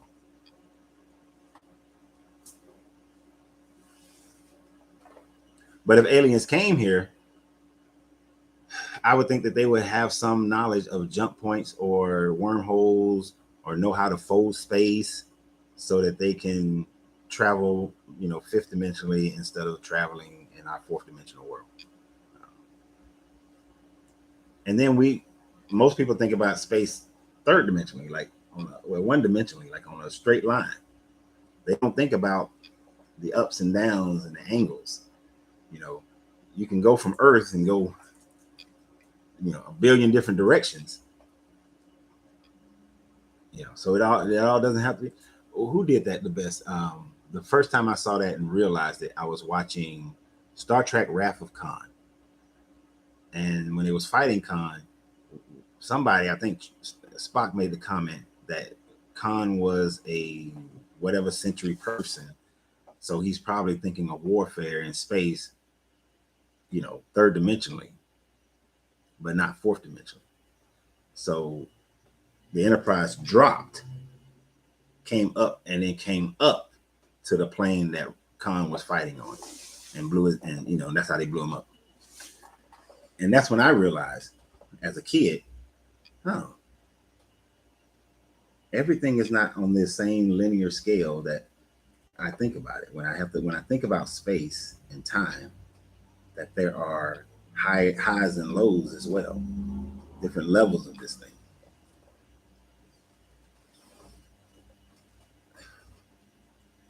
Because we base most things on what we see here on Earth, but even on Earth, we recognize. I was in the fighter planes and stuff as a kid. I understood that you can come from up under somebody, below somebody. Once after I saw the Wrath of Khan, it made me realize that even more so. You made me realize that. But so why couldn't there be wormholes, jump points, folding of space, things of that nature? But our technology is not there yet. So, but some other aliens could have been, and that could be how they got here.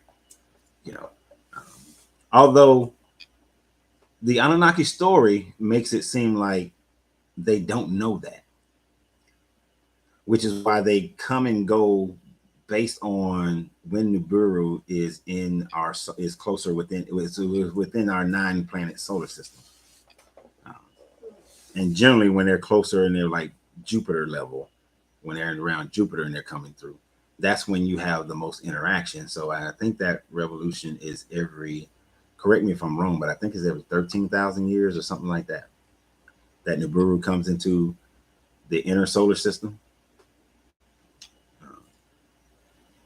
So that's why there will be these time gaps of them coming in and out, and that's why there's these elevations that happen, and these conflicts that happens as well. And their kingships is based on those time frames. That's the biggest reason why Enlil and Marduk had their war, according to the story, is because it was Marduk's time to rule, but Enlil didn't want to let him rule, so they fought. Marduk wanted to be king of Earth, and so they fought. And when he couldn't get his way, he married a human. Annunaki were disgusted, but then the Igigi was on Mars, and they said, well, we want a wife too. And they raided his wedding and took 200 women and made them their wives. And when the Annunaki were like, hell no, they said, well, you let Marduk do it, you gotta let us do it. And they said, all right, then. And then they started having babies with them. And those babies became the Nephilim. And then the younger Dryas supposedly wiped them out. But some survived. And that's why you still had some after the younger Dryas. And there is the claim that the Smithsonian has been hiding the bones.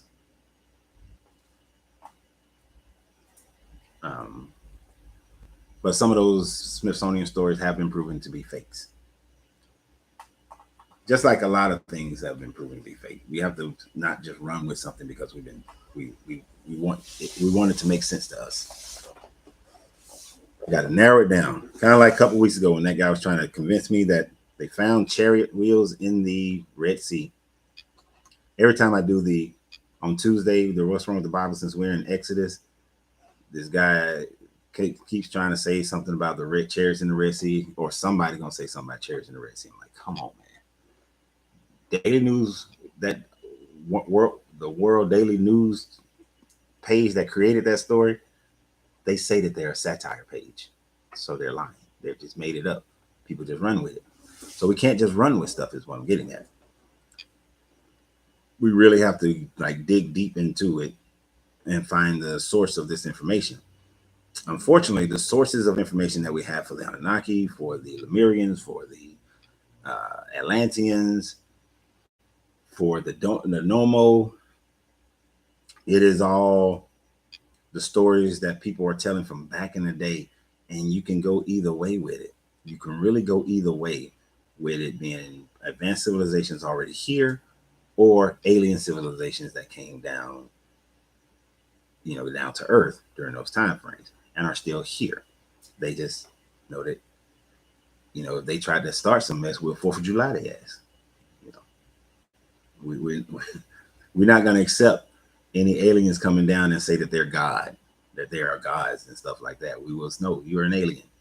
It'd be more like one of my favorite television series from back in the day. So I'm gonna show my age again. But how many of y'all remember the show V?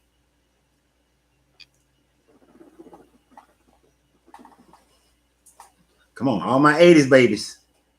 Well, I'm a 70s baby, really. But I just grew up in the 80s.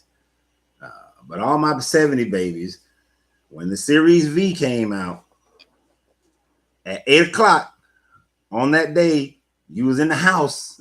I think that was during the summer. No, that was during school. School was in. So when that series came out, you was in the house. I mean, we were the generations that played outside. But when something like V came on, when the soul outside, you was either at somebody's house or you was at your house. All right. What?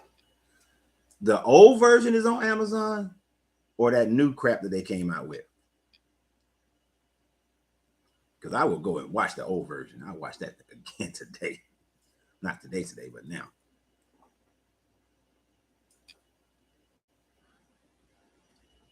I read that the Red Sea is the Reed Sea. See? The Sea of Reeds. So you should have been here on Tuesday when we was talking about that 2 Tuesdays ago or 3 Tuesdays ago. If you're looking at it from the perspective of the Hyksos, and the guy who went up there and changed his name to Moses, and he led the group of lepers, it's the Sea of Reeds. If you're looking at it from the Ramosis, who was a follower of the Aten and fought a sea battle on the Red Sea against the forces of Tutankhamun, then it is the Red Sea. But so you see how there's that thing with the Red Sea and the Sea of Reeds. I think both are historical things that happened, and then the stories just got meshed. That's right. V for visitors. So the old version, watching V. It's kind of weird, So my lady is only 3.5 years younger than me, right? But she act like shows like V. She would have been real young. She would have been probably too young to watch it when it came out, because I couldn't have been no more. I don't know how old I might have been, 12, 13, something like that when V came out. She will swear up and down. She would look at that and be like, "Really? This is what y'all was watching? This is what y'all so hyped about?" And of course, hopefully it's in HD. But she's watching V. And since we're going to watch V, we're going to watch Battlestar Galactica. Maybe a little Buck Rogers. The old version. You never saw the original V. The new one was pretty good. If you think the new one was pretty good, then, well, it could be nostalgia for me. But if you think the new one was pretty good, you're going to love the old one. But if you guys if you're ever watching one of my videos and you hear me talking about we need some of that blue energy, that's where I got that term from. I got that term from watching V. Because if you remember, that was one of the gifts to mankind, was this clean energy source, and they called it blue energy. So next time y'all watching one of my old videos and y'all hear me talking about we got to get some of that blue energy, that's what I'm talking about. That's the reference point.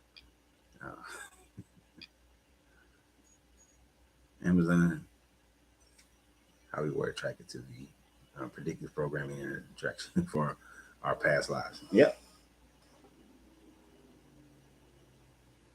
Yep. Check out the old version. You bought it. Never could get into Battlestar Galactica. Man, the old one or the new one. There's two of them now. I used to watch I actually like the old one and the new one. So there's two Battlestar Galacticas. The heart chakra is blue. No, heart chakra is green. Your throat chakra is blue. Heart chakra is green.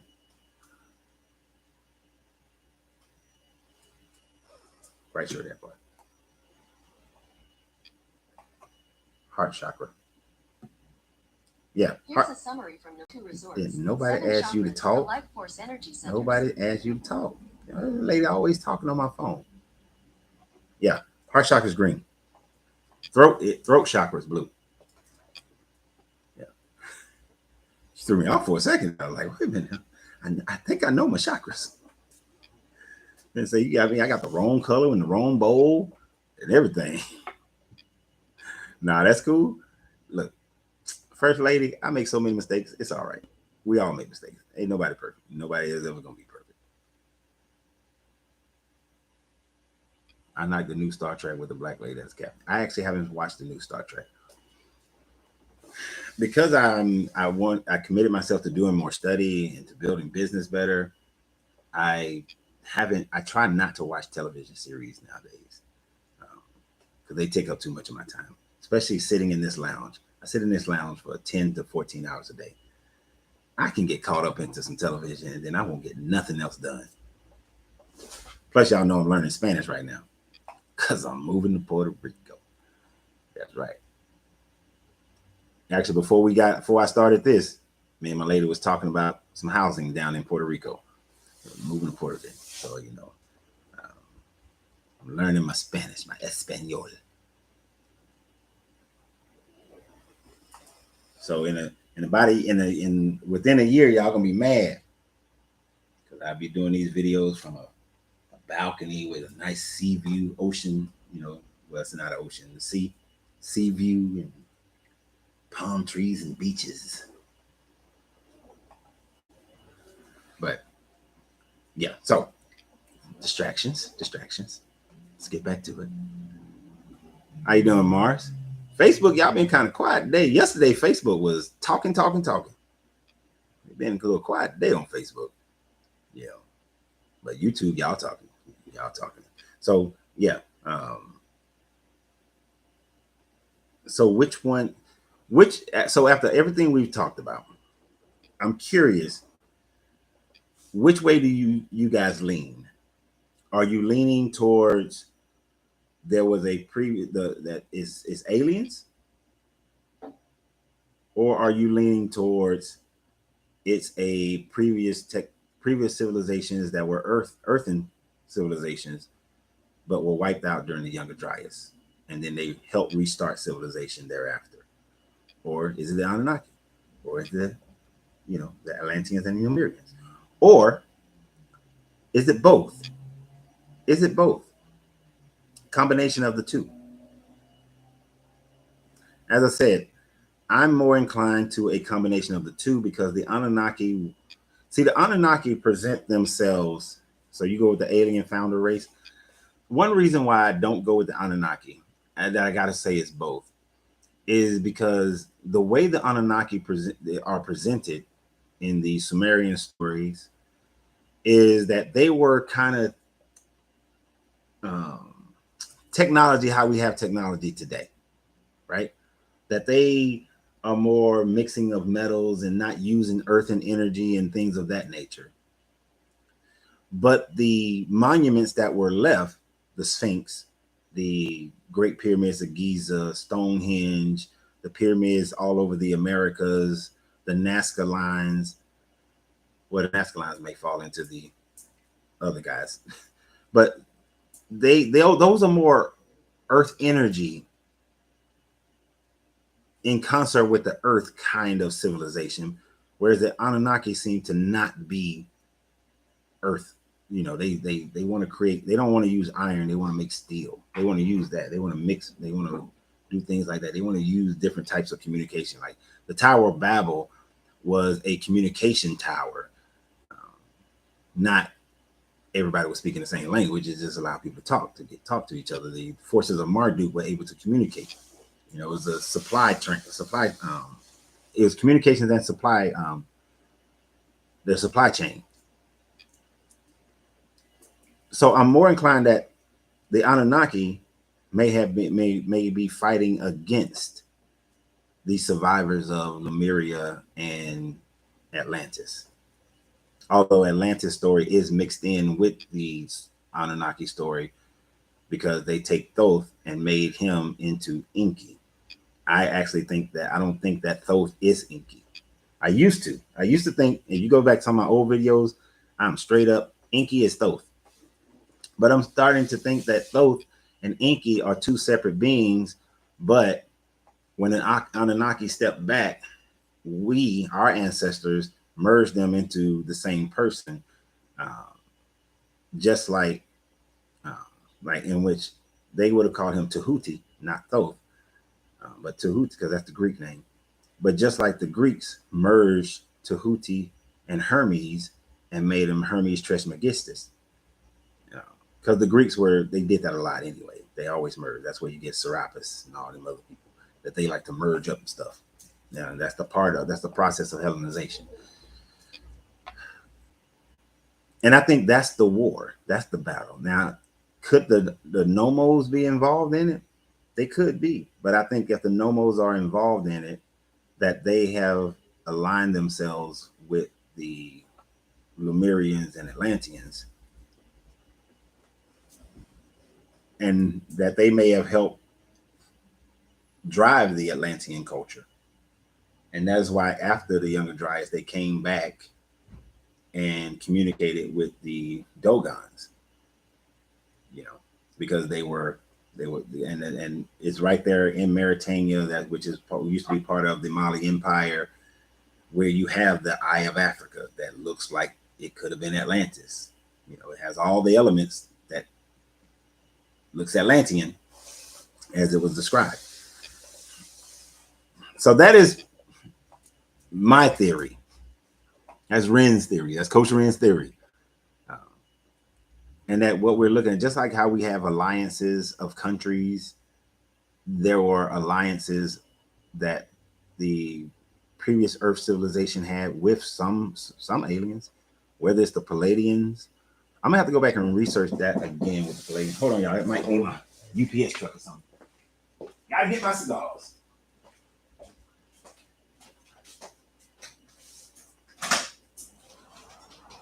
What's up, man? What you got, sir? Read. Read. How are you? How going? How you too?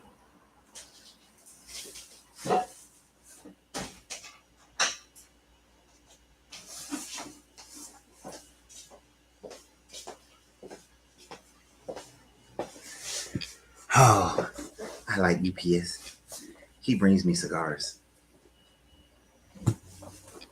Yeah. There's a cigar in there. This one dude, he the main joke who's smoking. Macanudo Blacks. I don't even know the man's name. I just call him Macanudo Black because that's the only cigar he smokes. It's Macanudo Blacks. Every time he comes, same cigar. Let us make man in our own image. Anunnaki is not a founder, I don't think. They seem like our babysitters that came to do work and got cocky. And I can get down with that.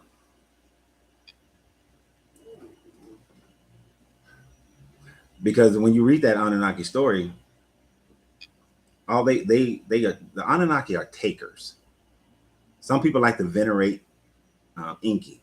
Like there's a gentleman, he probably gonna get mad at me in the comments whenever he sees this, because everything he always Lord Enki this and Lord Enki that. Sometimes Enki is cool with the humans, and sometimes Enki is an asshole to the humans. He's a taker just like the rest of them. Enlil definitely taker all day long. Ilnana, Anu, They don't care. They don't care. It's got what it. Who was it? You know, I love my Marvel. And when Nick Fury was talking to Loki, and he said something about, does the boot care about the ant or something like that? And then later on, when Fury came back to that, and he was like, ant. He pointed at Loki saying ant and boot, whatever he was using. So it's like the Anunnaki looks at us as ants. They don't care. They're not. We're beneath them, according to their mindset and the way that they treat man, the way the stories are about them. We are puppies. We're pets, as far as they're concerned. What was that? Some people think it was a horrible movie, but I actually love the movie. Yeah, yes, I'm that movie guy. I love movies. If you're finding me for the first time, get over it. What is the movie with John Travolta and Forrest Whitaker? They were these dog-like aliens, and they had came to Earth after we had blown the planet. We blew the planet up. They came to Earth, and they were mining something. I think they were mining something, and they thought humans were a sub creature. They even thought dogs were um, were the higher species when we were existing, because they saw pictures of people. Oh, they were mining gold. Thank you, Erica. Um, they saw dogs. That's right. It was gold. I remember that because they went to Fort Knox and all that, and they had humans mining gold. That's right. That's right. Um, but they saw pictures of the dogs being driven by humans, and then people picking up dog shit, and they thought that dogs were the higher creatures because they looked more like them, right? But they couldn't figure out why the dog was sub on Earth at that time frame. Imagine if we blew this Earth up and somebody were to find Star Trek. Would they? And that's all they found. They didn't find anything else that those actors were in. They just found Star Trek. They would think that that was our civilization. They would think that we did that kind of stuff. Got to get an LFD today. Man, I've been struggling getting LFDs. My suppliers, La Florida Dominicana, they haven't ramped up their stuff yet. So when you find them, you better grab them. I can get some LFDs. Let me not say none, but it's just the ones that I like to sell. The ones my people like, I haven't been able to get. Like that DL 700. That Double Aguero 700. Put you on your ass. And Inky, I believe, is the angry, jealous God of the Bible. Inky was always jealous and angry. And I think they switched places as far as who is Yahweh and Jehovah most of the time. Depending upon who's writing at the time frame and where they are. Because oftentimes because Enlil was a jealous, angry God as well. He's the one who required sacrifices and all that stuff. He's the one who required total submission and wanted to subjugate people. So they both were jacked up. But Enlil was worse than Inky. In the Sumerian stories, Enlil is definitely worse than Inky. Drop my soda.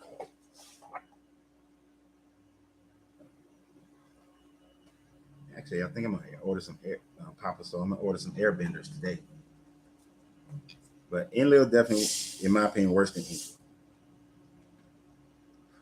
At least Enlil wanted us to have a consciousness. According to the story, Inky.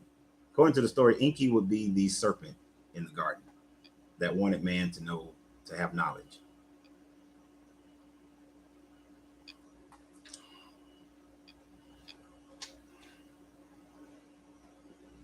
But I think Inky only supported man if it hurt Enlil. That's it. If it hurt Enlil, Inky supported man. If it didn't hurt Enlil, Inky didn't give two rat's asses about man.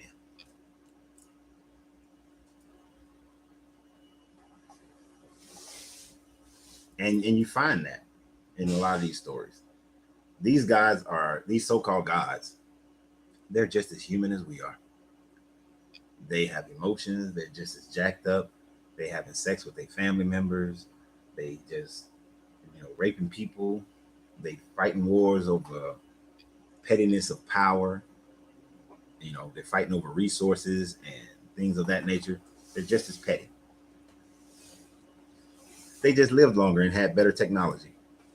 You take away their technology um, and their size, because they were big as hell, uh, they're just like us. What they say in prayer, if it bleeds, we can kill it.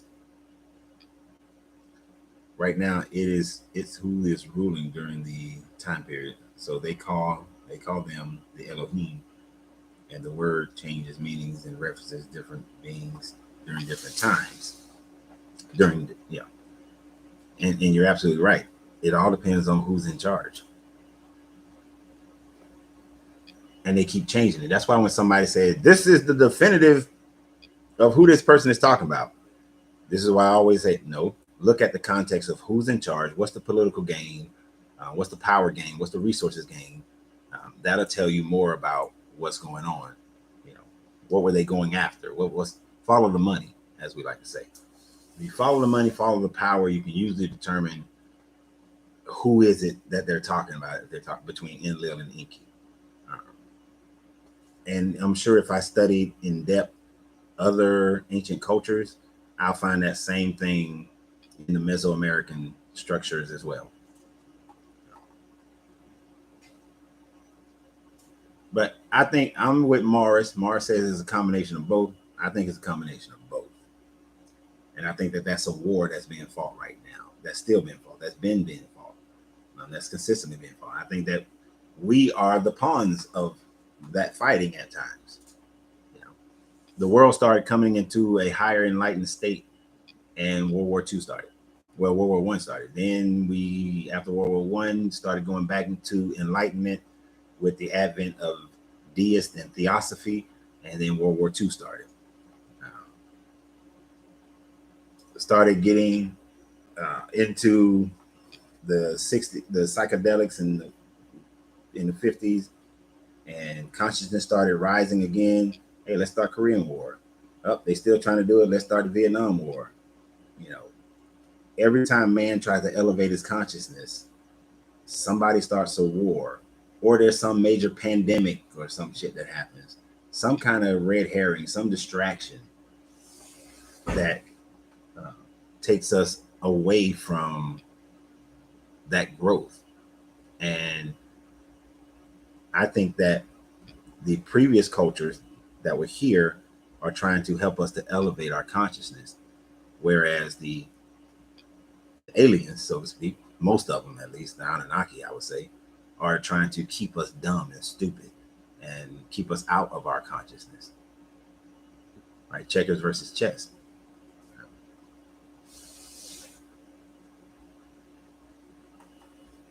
I think there's a possibility. One person proposed that when these great thinkers who all seem to have some commonality between them come out and come about, that they are that could be somebody from the previous earthen cultures, but then their story gets mangled by the alien cultures.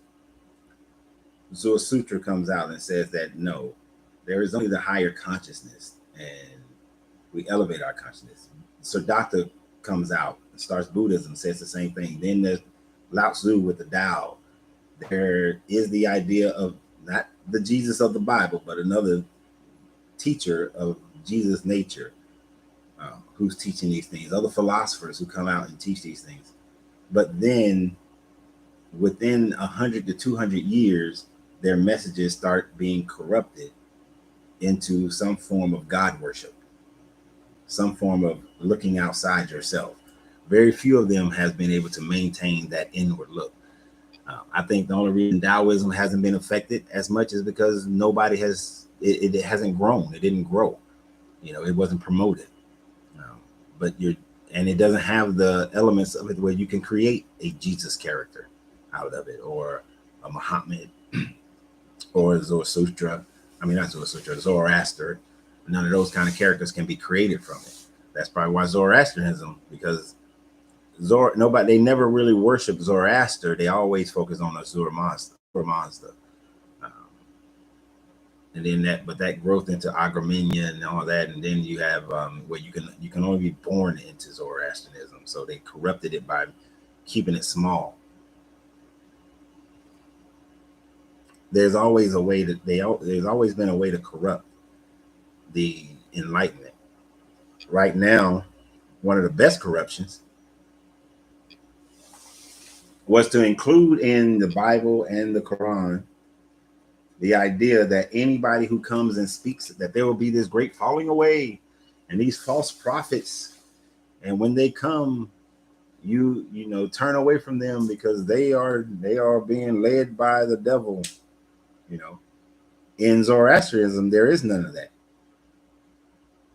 There is no false prophets. They're just people who give in to the lie of Agramanya. The religion stays small.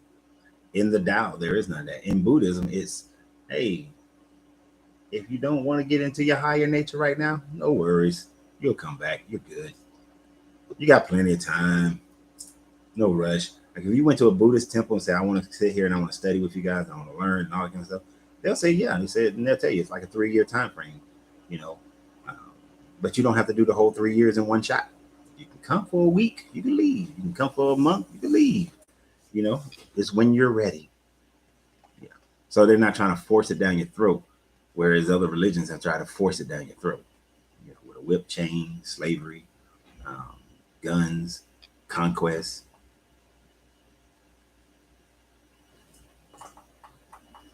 It's kind of like, what was that one Batman movie? Yeah.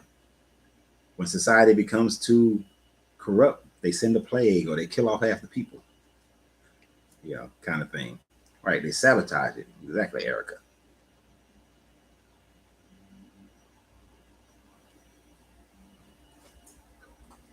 But the greatest resource is not the gold. I think the greatest resource is us. Now, I'm not saying they're doing like V. If you haven't watched V, I don't want to spoil it for you. But the resource they wanted in the original was us.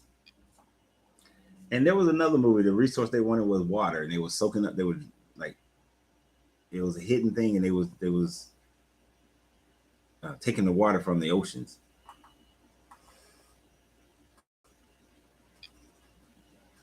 I'm not sure if that was a second V or some other movie, some other show. But the greatest resource is us. Or I can throw another one in there, the demiurge.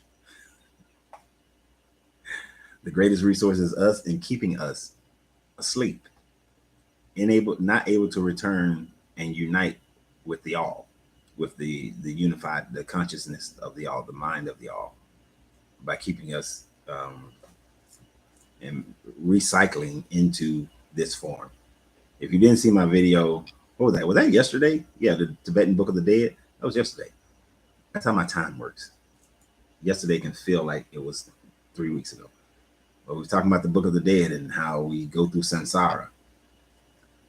The demiurge could be trying to keep us going, rotating through samsara. Right? Ramses, you just arriving, you late, and you would have loved this subject matter, sir. But you training. Ramses ain't got time for us no more. He training. He ain't even been up to the lounge in months because he's training. Right now, no one believes in reincarnation because they want you to join them now. Fear of missing out. Right. Oh, no. You couldn't teach it.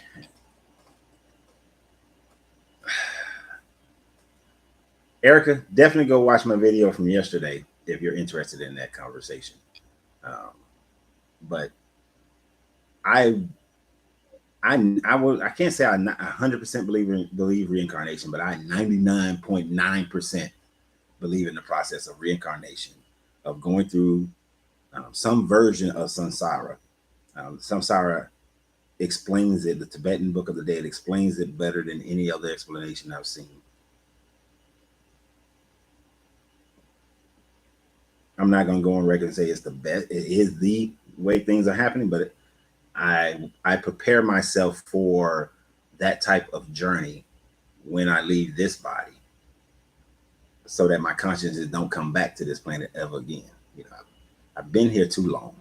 It's kind of like living in continental America. I've been here too long. I'm tired of continental America. I don't like continental America. Continental America gets on my last nerve. So I put my chips on reincarnation and samsara, and it makes the most sense. This whole idea of, oh, just believe in Jesus and you go to heaven. Or on my way in today, I live my community. I'm surrounded by Ethiopian Muslims, completely surrounded in my neighborhood and in my area by Ethiopian Muslims. And this might have been the last day of Ramadan or something like that. But every night, I know it's Ramadan, but every night going home, police blocking the road because they got to do their Ramadan, and you know, people giving into these rituals and praying 5 times a day. And they had something today with Ramadan this morning, and it's like, you're doing all of this just so you can try to go to heaven, thinking that this is your one life to live. This ain't your one life to live. You'll be back. You'll be back. Get into my Hamilton song. You'll be back. Then you'll see. I like musicals. Leave me alone. Right? They say that this is the job of the moon. The moon is the light where we go into and keeps bringing us back. So I've heard. Haven't heard that one about the moon. Our first feast of Ramadan, fasting over. Okay. I'm just glad this year, my neighbor, so I live on a corner lot. So my neighbor behind me, last year they had that what'd you call it? First feast of Ramadan, fasting is over. Yeah. They had so that means Umair will be back today more than likely. Umair's been doing Ramadan, so I haven't seen it. But I usually get my Muslim knowledge from him because he's very historical. His family is very prominent in the Muslim community here in Atlanta. But anyway, them jokers behind me, they had the nerve to park in my driveway last year, on my grass last year, when they was having their feast, when they was feasting over these people's house. They better not. I hope it's at somebody else's house this year, because last year I all on their door. Hey man, get your cars out my driveway. Get your cars out my yard. I said I don't care if you park along my yard, you know, the bushes along the hedgerow, but you are not parking in my yard, in my driveway, in my grass.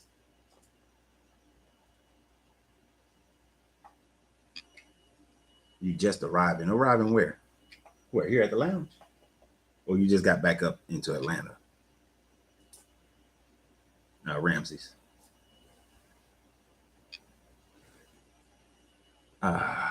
You got 2 more days. They just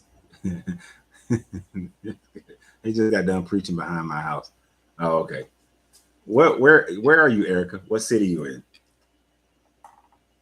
I asked everybody at the beginning of the video. Let me know where they at. I like to know where the audience is located. But yeah, these jokers and people, the majority of people are going to come back, and it'd be funny. The Muslims probably come back Christian, born into a Christian womb. The Christian will be born into a Muslim womb. The black guy gonna be born white, a white woman. The white man gonna be born into a white woman. The Asian man gonna be born into a Indian woman. You know, all kind of differences happen. You live different lives. Mars is in Texas. Erica's in Orlando. I like Orlando. What part of Texas? My son is in Texas right now. They brought you food. I know that in October I'll be stopping in Orlando overnight, and my guy Papa Soul can understand. We're gonna go over to Coronas while we're there.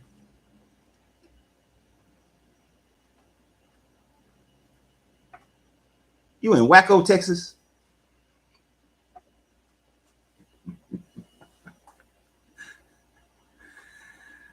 Mars is in Waco, Texas, y'all. But, and you know why we call it Waco, Texas. You know why it's Waco, Texas. Y'all had them Branch Davidians in Waco, Texas. Baby, I need you. But you know what, Mars, to be serious, I've said it plenty of times. I've never wanted to codify my thoughts, my beliefs. You know, I don't mind giving out my facts. But as far as the yesterday during the Book of the Dead, I told y'all I'm gonna be much more transparent. We ain't coming out.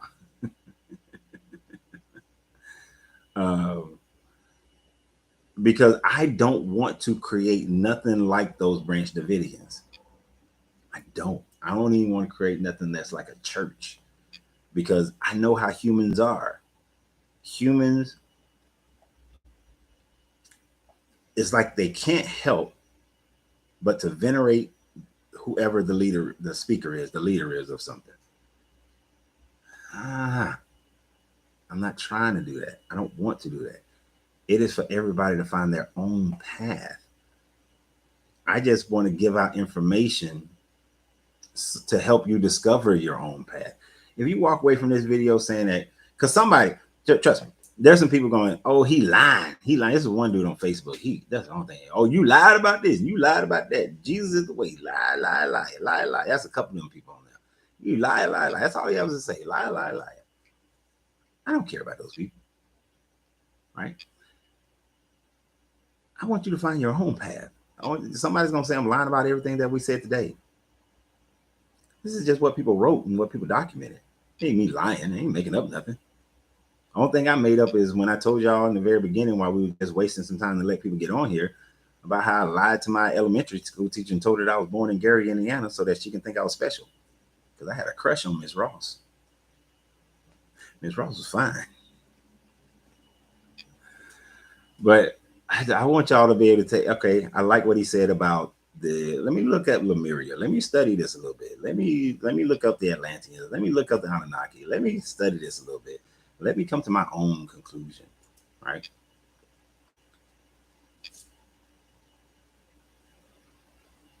I enjoy that. I see them trying to be good. I just let them be. People will find their way. These schools of training are just that, tools of the journey. Exactly. Didn't understand it then and now. I understand how they got drawn in. Low self-esteem. That's usually the best way. You find people who are looking for something, people who are lost, and they have an emptiness within them. And if you can try to fill it, then you can turn them into your followers. I can't talk too much trash about Waco, Texas, because we had our Nuwampu here in Georgia back in the day. And then he turned out to be a child molester. I appreciate that, man. People look for heroes instead of a path. Cult life is an addiction. They get out of church and look for a new cult. And they do. That's why there's a guy who was on here yesterday, and he sends me this long ass message. And I'm gonna tell y'all right now, if y'all send a message and the message is like more than 2 paragraphs, I ain't reading all that. I am not going to read all of that. No. But he was talking something about all my stuff is analytical and all that sort of thing, and that I've never had a spiritual experience. And once I have a spiritual experience, I will then understand this stuff deeper and better and all this sort of thing. And I'm like, you making statements without even knowing me. If you watch plenty of some of my videos, I've expressed my spiritual experiences. I just believe in balance. I'm not going to allow my emotions to dictate these spiritual experiences to a degree where everything is emotionally based. That's too much feminine energy. right? And not meaning women versus men. We all have masculine and feminine energy.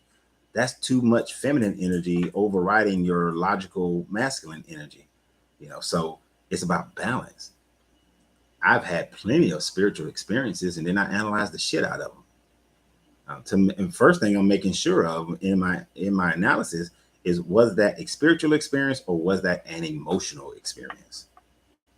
Because let me tell y'all, when I was going across that water, going heading the Desert Storm, and I knew we were going to stop in Israel, and I knew we were stopping close enough that I can go to Rome. When I tell you I was on that boat praying and crying and wishing and telling, I was still somewhat Christian, like, please God, let this be that you're right, that all these Christians that I grew up with, that all the teachings that I had, that I'm wrong. I wanted to be wrong. I had such an emotional response of wanting to be wrong that I was like, Holy Spirit, show me that I'm wrong. I'm gonna get to Italy and I'm gonna go to Rome and I'm gonna see that Constantine put Jesus all over his ark, and I'm gonna get that audience into the Vatican Library and I'm gonna see the information, and it's gonna lead me to Jesus. And when I get to Israel, I'm gonna go to all the spots and it's gonna lead me to Jesus, because I don't like being this outcast, right? I don't like this. I don't want this anymore. I'm literally, 10 days across the Atlantic. I'm praying, please. Then we got diverted. I had to go to another spot I can't tell y'all about. And then I was like, please, I still want to be right. I don't want to be wrong. Don't let them cancel our other portion of this, med cruise. And then when we finally got to go to those places, nope. It solidified my understanding that I wasn't wrong. When I saw the writings of Eusebius of Caesarea at the Vatican Library, and then when I saw all the monuments of Constantine, not just his art, but there are other places where he built monuments, after his so-called conversions, that this man was still worshiping Apollo and Mithra. That he was still worshiping Sol Invictus. And then Israel was just a huge disappointment as far as something that, because even after I left Rome, I was like, okay, Israel gonna still be, because that's the spot, that's the place right there, And then I was leaning into some Islamic stuff, and I was like, I'm going to Medina and I'm going to Mecca, and I'm gonna go to Medina and Mecca, and it's gonna be right, and then Islam gonna be right. Nope. I like, these jokers are running around a goddamn asteroid that fell to the earth. And then why are these temples in Medina pointing towards Jerusalem and not pointing towards Mecca? It was just, I was just like, what? Then I met this dude, this historian, and he started telling me stuff about breaking down the Torah and the Bible for me even more so. And then I met this other dude, this Egyptologist, and John Anthony West, and he started breaking down the age. He was talking about the water weathering 30 years ago. This people finding out about him in the last 10, 15 years. Man, we're talking about this stuff 30 years ago. And I was just like, God damn it. I was like, damn you God of lies. You've led me down the wrong path. Now I'm trying to find my way. Drove me crazy. But I wanted to be wrong. I'm telling you, I wanted to be wrong. So my emotions wanted me to be wrong. Wanted me to believe. Wanted to just say, fuck, to hell with the facts. I want to believe. But my logic said, no, you can't. You can't let these emotions override you. You can't let these emotions cause you to put blinders on. Even in this conversation we're having today, emotionally, I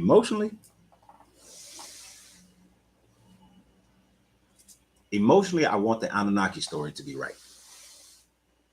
That's what I want emotionally. But logically, I can't. I can't let that be the only story.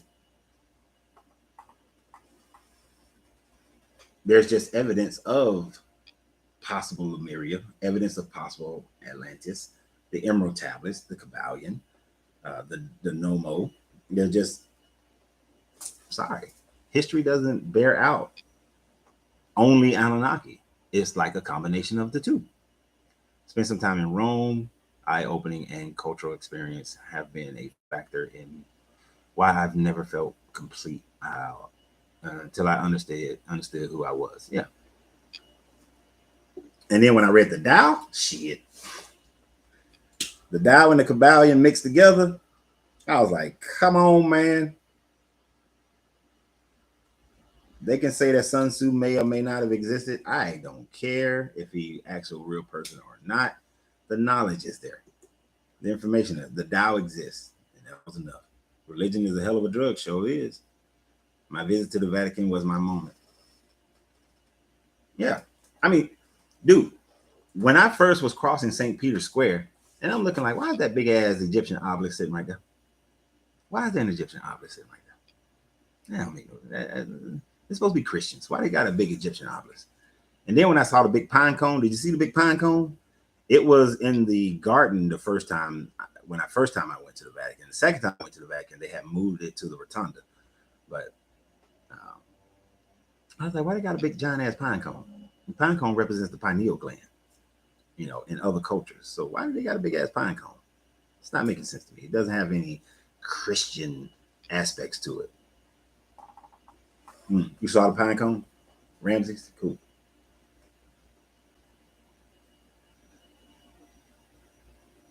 And then I started studying their hat, the fish miter, and then see the same thing in previous ancient cultures. And then I started learning about the Sumerians and the Babylonians and learn the history of the Babylonian captivity. That's what David Hasid had started teaching me when I was the guy I met in Israel. It was like, it's too much. It's too much.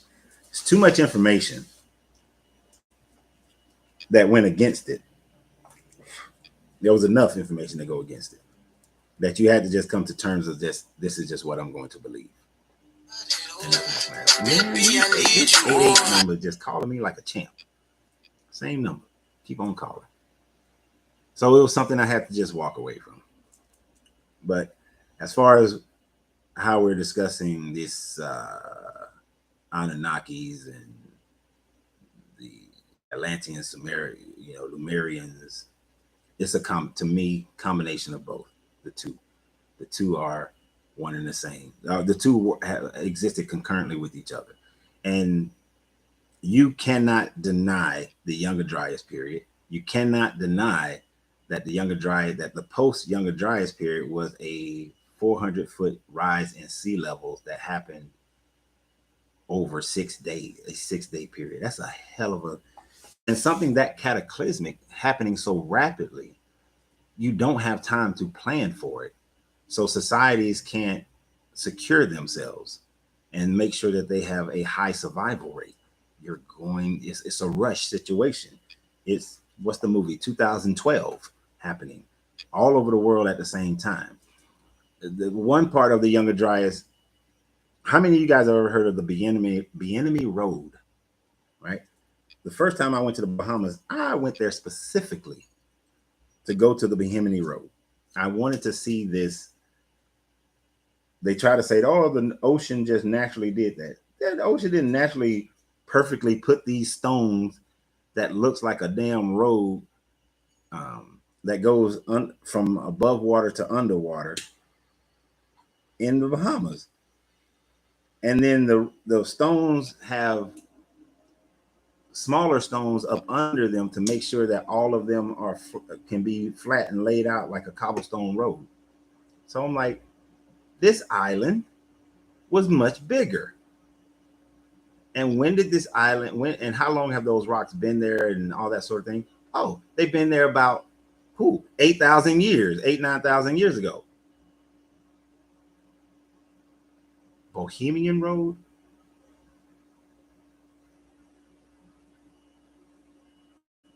There's 3 times. I thought it was Bienemy Road. You sure it's Bohemian? That was Bienemy. Now you got me all messed up. Bienemy Road. I don't mind being wrong in my pronunciation, but I like finding out and correcting it. Bohemian Road, Bahamas.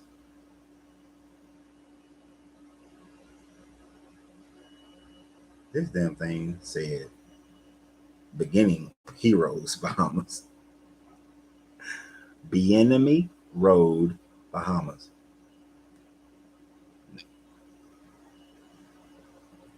Bimini. So I've been saying it wrong as well, but Bimini.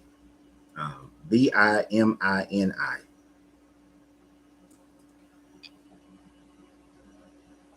So research Bimini Road in the Bahamas. All right. The Bahamas was bigger. It was a much bigger. Now, some people are trying to say that it might have been Atlantis, that Bahamas might have been the sunken city of Atlantis because of the Bimini Road. But I still don't think it was Atlantis, but it was bigger and it was more cultivated, and there was a more intelligent civilization that was existing in the Bahamas during that time frame. And when the water level rose, the sea level rose 400 feet in 6 days, all you can do is try to run as far away from the flood as you possibly can. And when it throws off your entire civilization like that, you start over.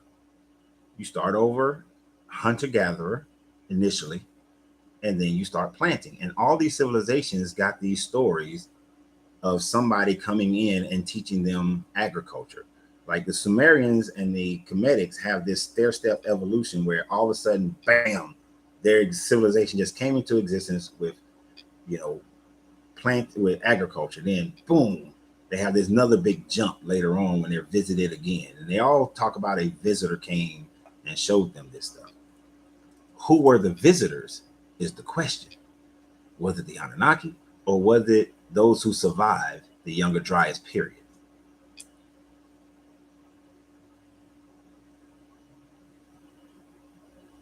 I don't think man can actually measure time.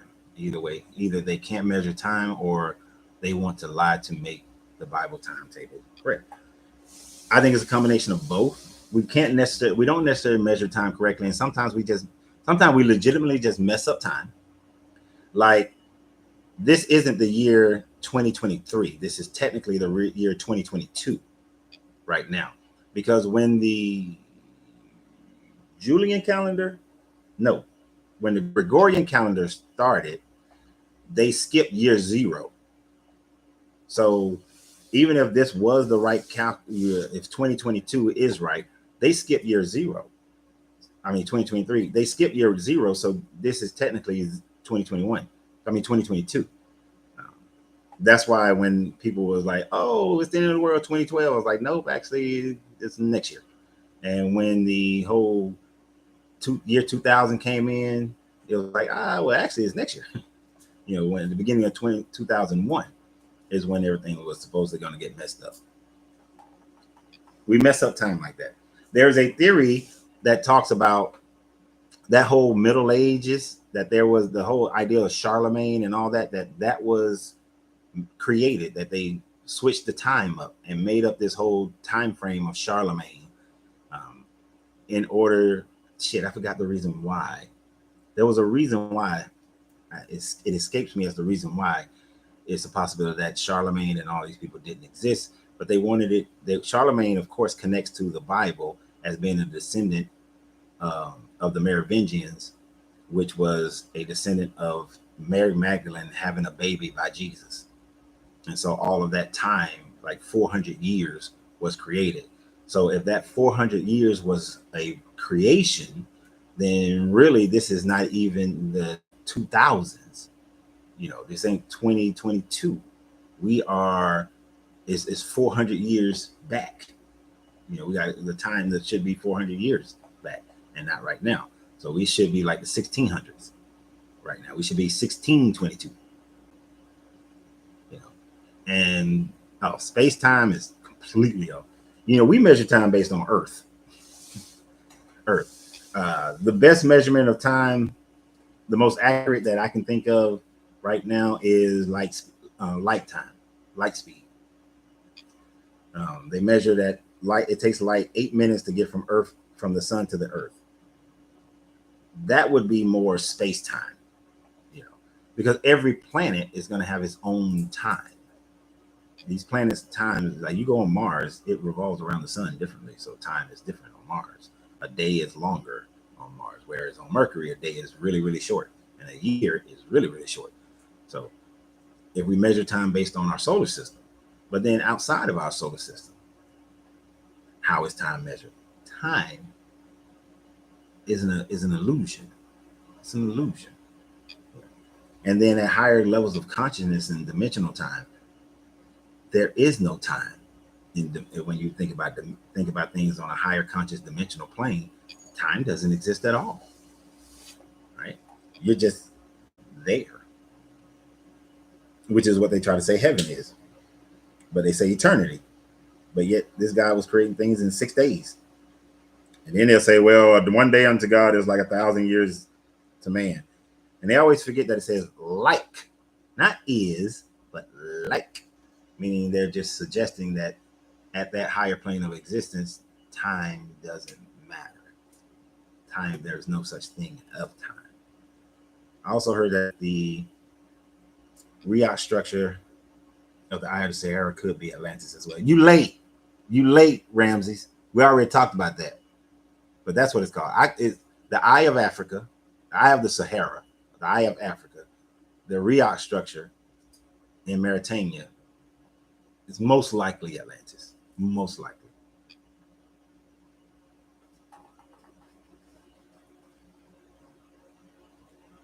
And then whose side is on whose side? Are the Nomos in league with the Annunaki, or are they in league with the humans? You know, did the Anunnaki mess with our genome, or were the or are we the descendants of the Atlanteans and the Lemurians? You know, or are we all different? Are the South Pacific, the Asians, and some of the South Americans, are they Lemurian? And are the Africans Atlanteans, and then became the Europeans and and some of the Asiatic people, or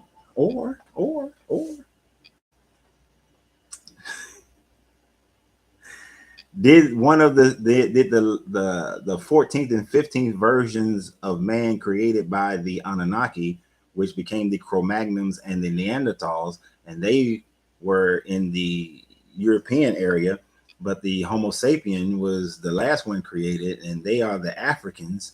And then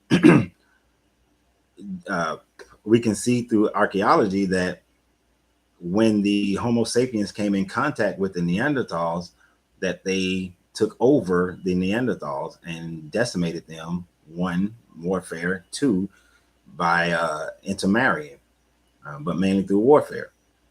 Or are we all the Homo sapiens, and then the Homo sapiens migrated into Europe, and we know that the first Europeans were black, but either the Neanderthals and Cro-Magnons would have been black as well. But then through dietary change and change in the environment, the motherfuckers turn white. There is scientific information that would support all of those. So, which one is it? Is it better to measure time as moments? Yep. In this secret organization called the Sons of Mithra.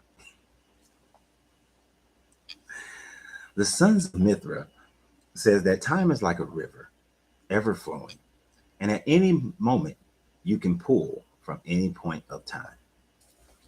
So that there is no real linear time, but time is just every moment that you choose to exist in.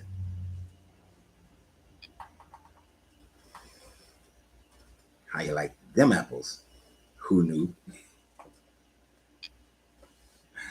That is why all this stuff can be you could go in so many different ways. This realm, we're all different human beings versus spiritual beings. At the end of the day, no matter Cro-Magnon, Neanderthal, Homo sapien, me personally, Homo superior, you know, forget them Aryans. The real Aryans were not the stuff they did in Germany. The real Aryans were this Proto-Iranians, um, Proto-Indus people who became the Iranians. That's actually the Aryans. So when you speak of Aryan, it was stolen by the Germans like many things from that area was stolen by the Germans. The swastika was actually a sign of unity and peace, but they stole that and changed it. They stole Aryan and changed it. But the Homo superior, it's me, Homo superior. You know, because I have a superior consciousness that exists in the form of this meat suit that we call the body. But we are all energy. We are all frequency. Everything in the universe is energy, and everything in the and energy is frequency. Um, uh, how we exist, that wall and every cigar in there is vibrating at a certain frequency that makes it into that matter. Your body comes into this matter form based on this frequency of the energy that it is. So at the end of the day, everything is energy. Everything is frequency. But we are just in the matter form of it right now that I plan on not coming back to ever. I'm done with y'all. Y'all can have Earth and any other planet.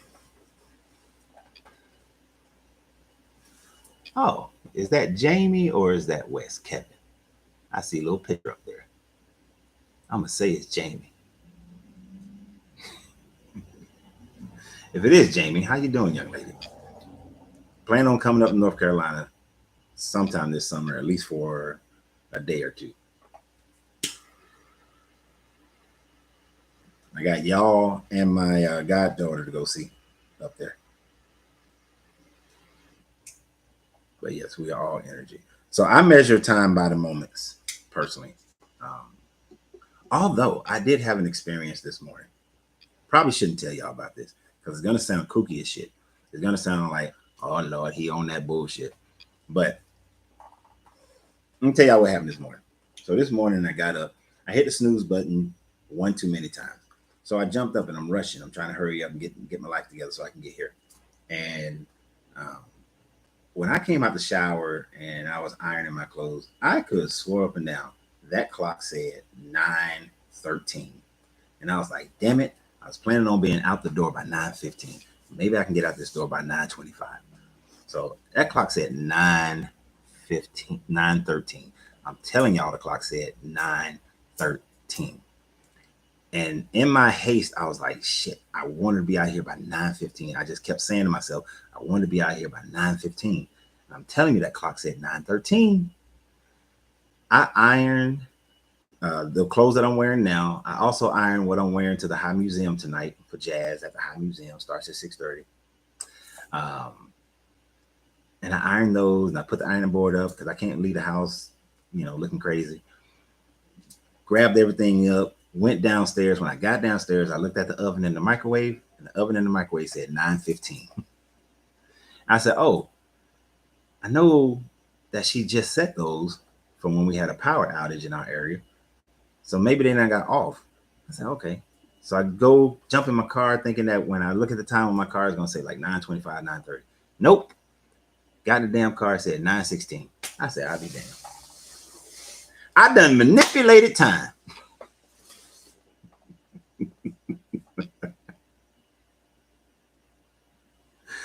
I done manipulated time, y'all. I know y'all gonna look at it. I know. He crazy. Oh, here you go. He on that bullshit.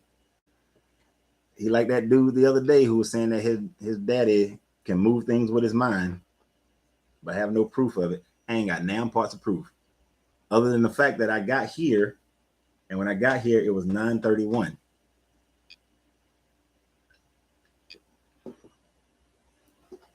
And that was after stopping at Chick-fil-A to get some hash browns and some orange juice. And I was like, Cause and even when I got there, I was like, this line gonna move fast. Usually, it moves slow. And I manipulated time, y'all. Path clears, obstacles removed, nothing stands in my way. Exactly. Stranger things have happened. They do. I'm telling y'all. I'm on that bullshit right now. But there are certain places in Atlanta that everybody else go to. There's a cigar lounge called Highlands. Everybody else said, man, I can never find parking at Highlands. I always get good parking right there in front at Highlands. Because on my way to Highlands, because I know how the parking is and I don't want to park in the parking deck, in my mind, I'm always imagining that I got me a parking space right up front. And I always get one. My lady trips on me because we always get a good parking spot. And I ain't gonna say always. 99% of the time we get a good parking spot. And there's one time she gonna crack a joke because I wasn't thinking about the parking spot because she was distracting me with conversation. And she was like, ooh, I guess you didn't get a read space. That's what I call it, a read space. You didn't get a read space.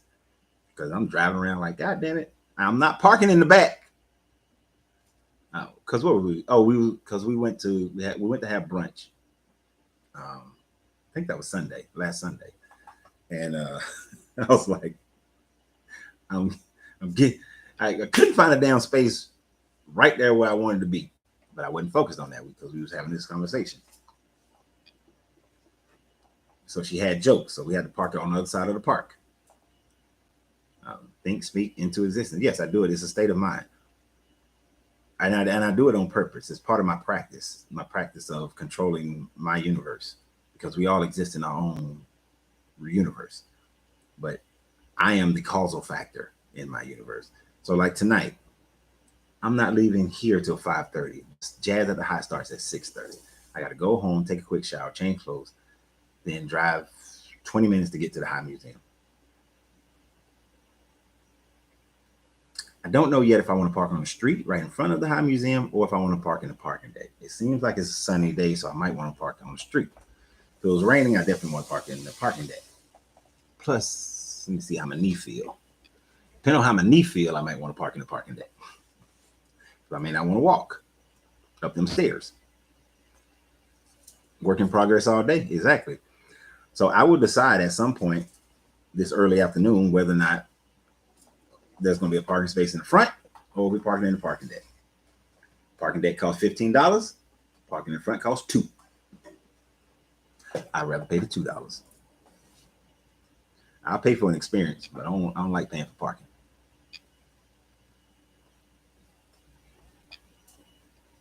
But I moved the time today, y'all. I changed the time. If y'all felt a glitch in the matrix, that was me. If you had a glitch in the matrix this morning, as far as time was moving, that was me. Oh, the sound went off? Oh.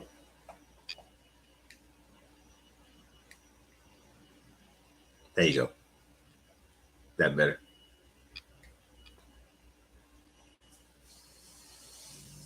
Yeah. Oh. You back with me, YouTube? I mean, Facebook? Can you hear me? Can you hear me now? Good. Got you. Yeah, if this green light go off, then the little thing. Yeah. But, yep. So that glitch in the matrix that y'all felt this morning between 9:10 to 9:30, that was me. That was me. I was changing the matrix. I don't know if it affected you or not, or if you noticed it, but that was me. That was the black cat walking across the door twice. That was all me. That deja vu you felt, that was all me. Now, what would be funny if some of y'all actually sit up here and say, you know what, I did see a glitch in the matrix between 9:10 and 9:30, right? I know some of y'all will be mad at me because, like, man, what? You caused me to be at work another 25 minutes and I'm not getting paid for that time frame? You know what? I was just getting to sleep and woke up an hour later, no more. Oh, okay. I might have a fix. 1 second.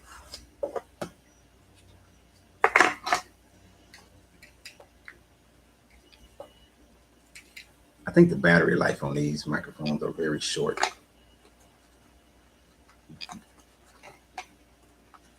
You got me now?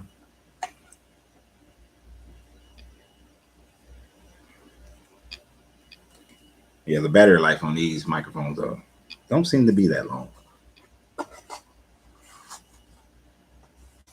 But yeah. So you fell asleep for an hour, no more. Yeah. Archons, you're back. Cool. Yep, but that was that glitch in the matrix y'all felt this morning. That was all me. Homo superior at work. Glitch in the matrix. So that y'all don't know what's going on. Because I needed more time. Because I wanted to be here at a certain time. I didn't want to feel rushed or anything like that.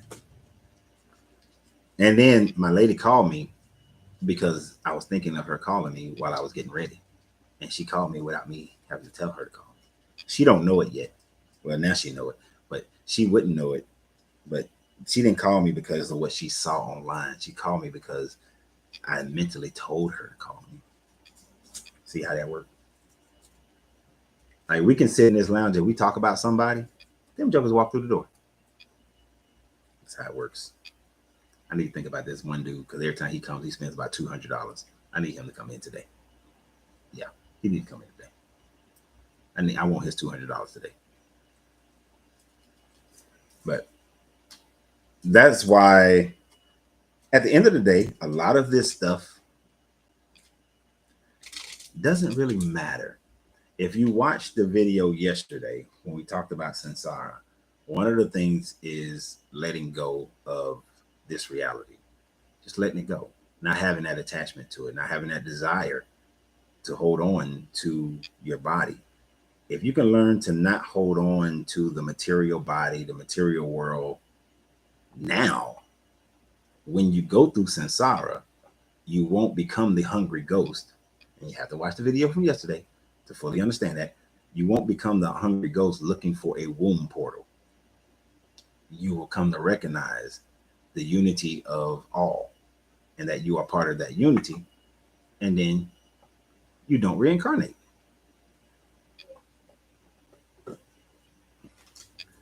That's the story I'm going with. That's the one I'm sticking to.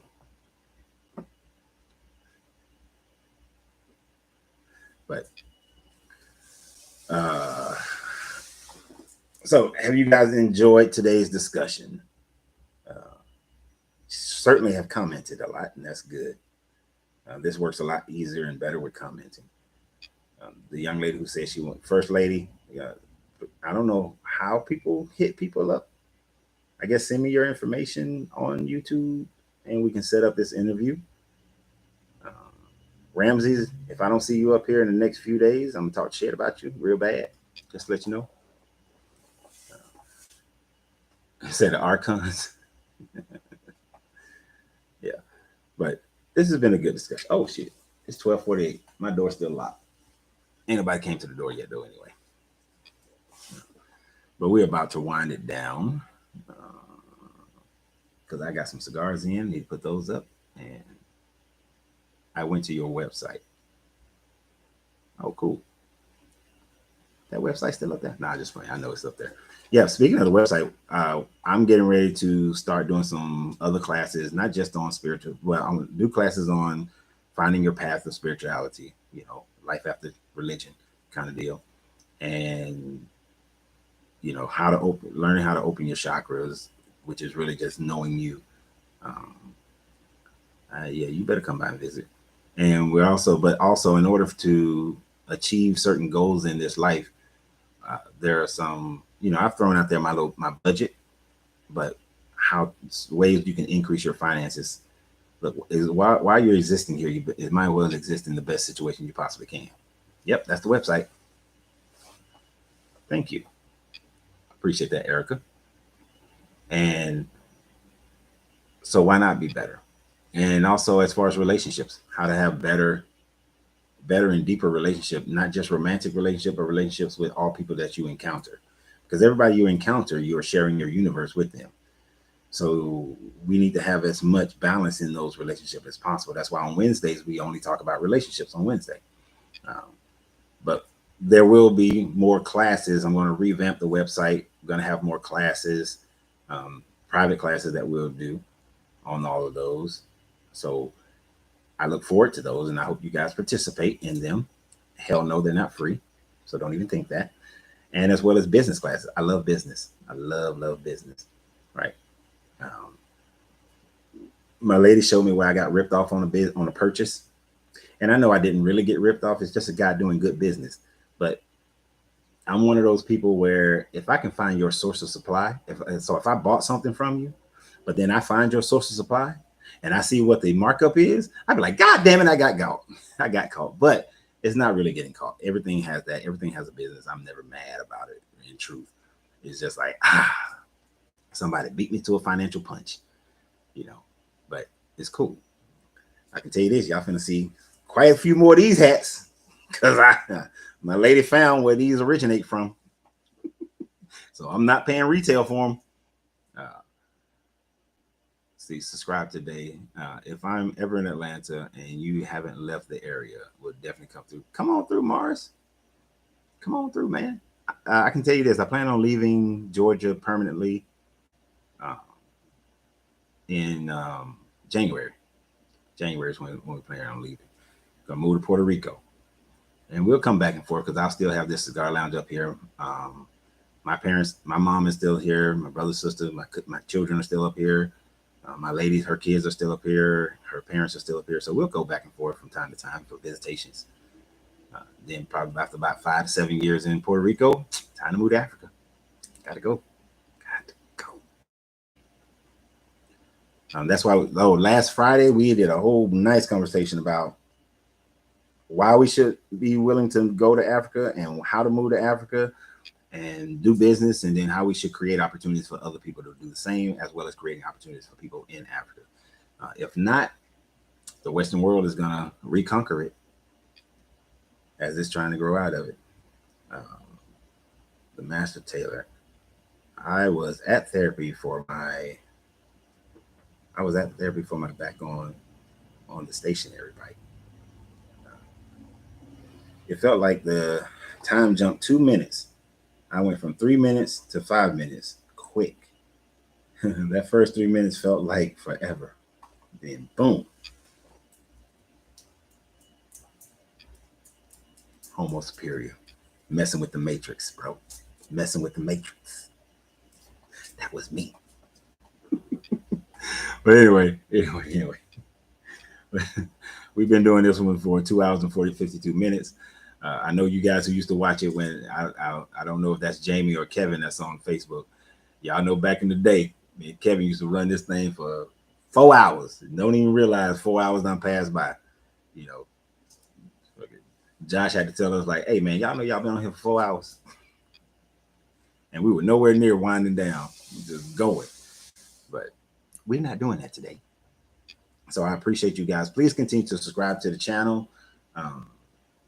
Whether it's Facebook or YouTube, share the videos, please. The people on Facebook do a great job of sharing the video.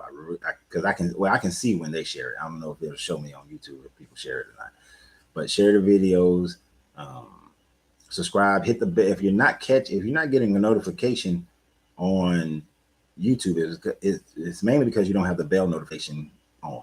So hit that bell notification. Time flies when you're having fun. It sure does. So hit that bell notification.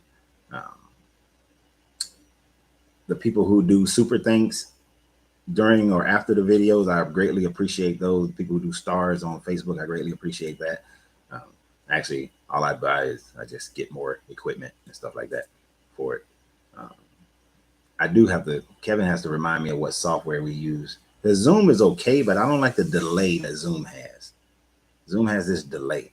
That's why I haven't been using Zoom the last 2 days on YouTube, because that delay throws it off. Because I moved on to another subject, and then all of a sudden your comments pop up, and I'm like, I have to go back. So I'm gonna look for a different software package to use that's more in sync, and we can have, and people can come in and we can do interviews, or just you guys can, instead of typing, you can speak. So I look for that. YouTube already has it where somebody can come in on Facebook.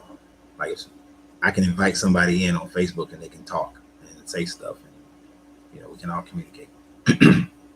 But be that as it may, it's been a great day. I've enjoyed it. I'm looking forward to the rest of my evening, going to the High Museum tonight. If you're at the High Museum tonight in Atlanta and you see me, speak. But remember, I'm on a date. So y'all have a great time, great day.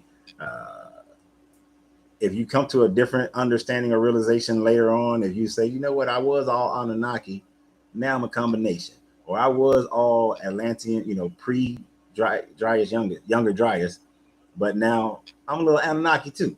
So, or if you switch sides, I'll be very curious to know what your thoughts, your after video thoughts are concerning it. So other than that, y'all have a great day. Remember, you got to free yourself to be yourself, because your greatness is not negotiable. Good journey, good vibration. And I will see you guys on Monday at 10 o'clock. Monday at 10 o'clock. Not 8 o'clock, like I said in previous videos, because I'm not getting up early. Have a great one.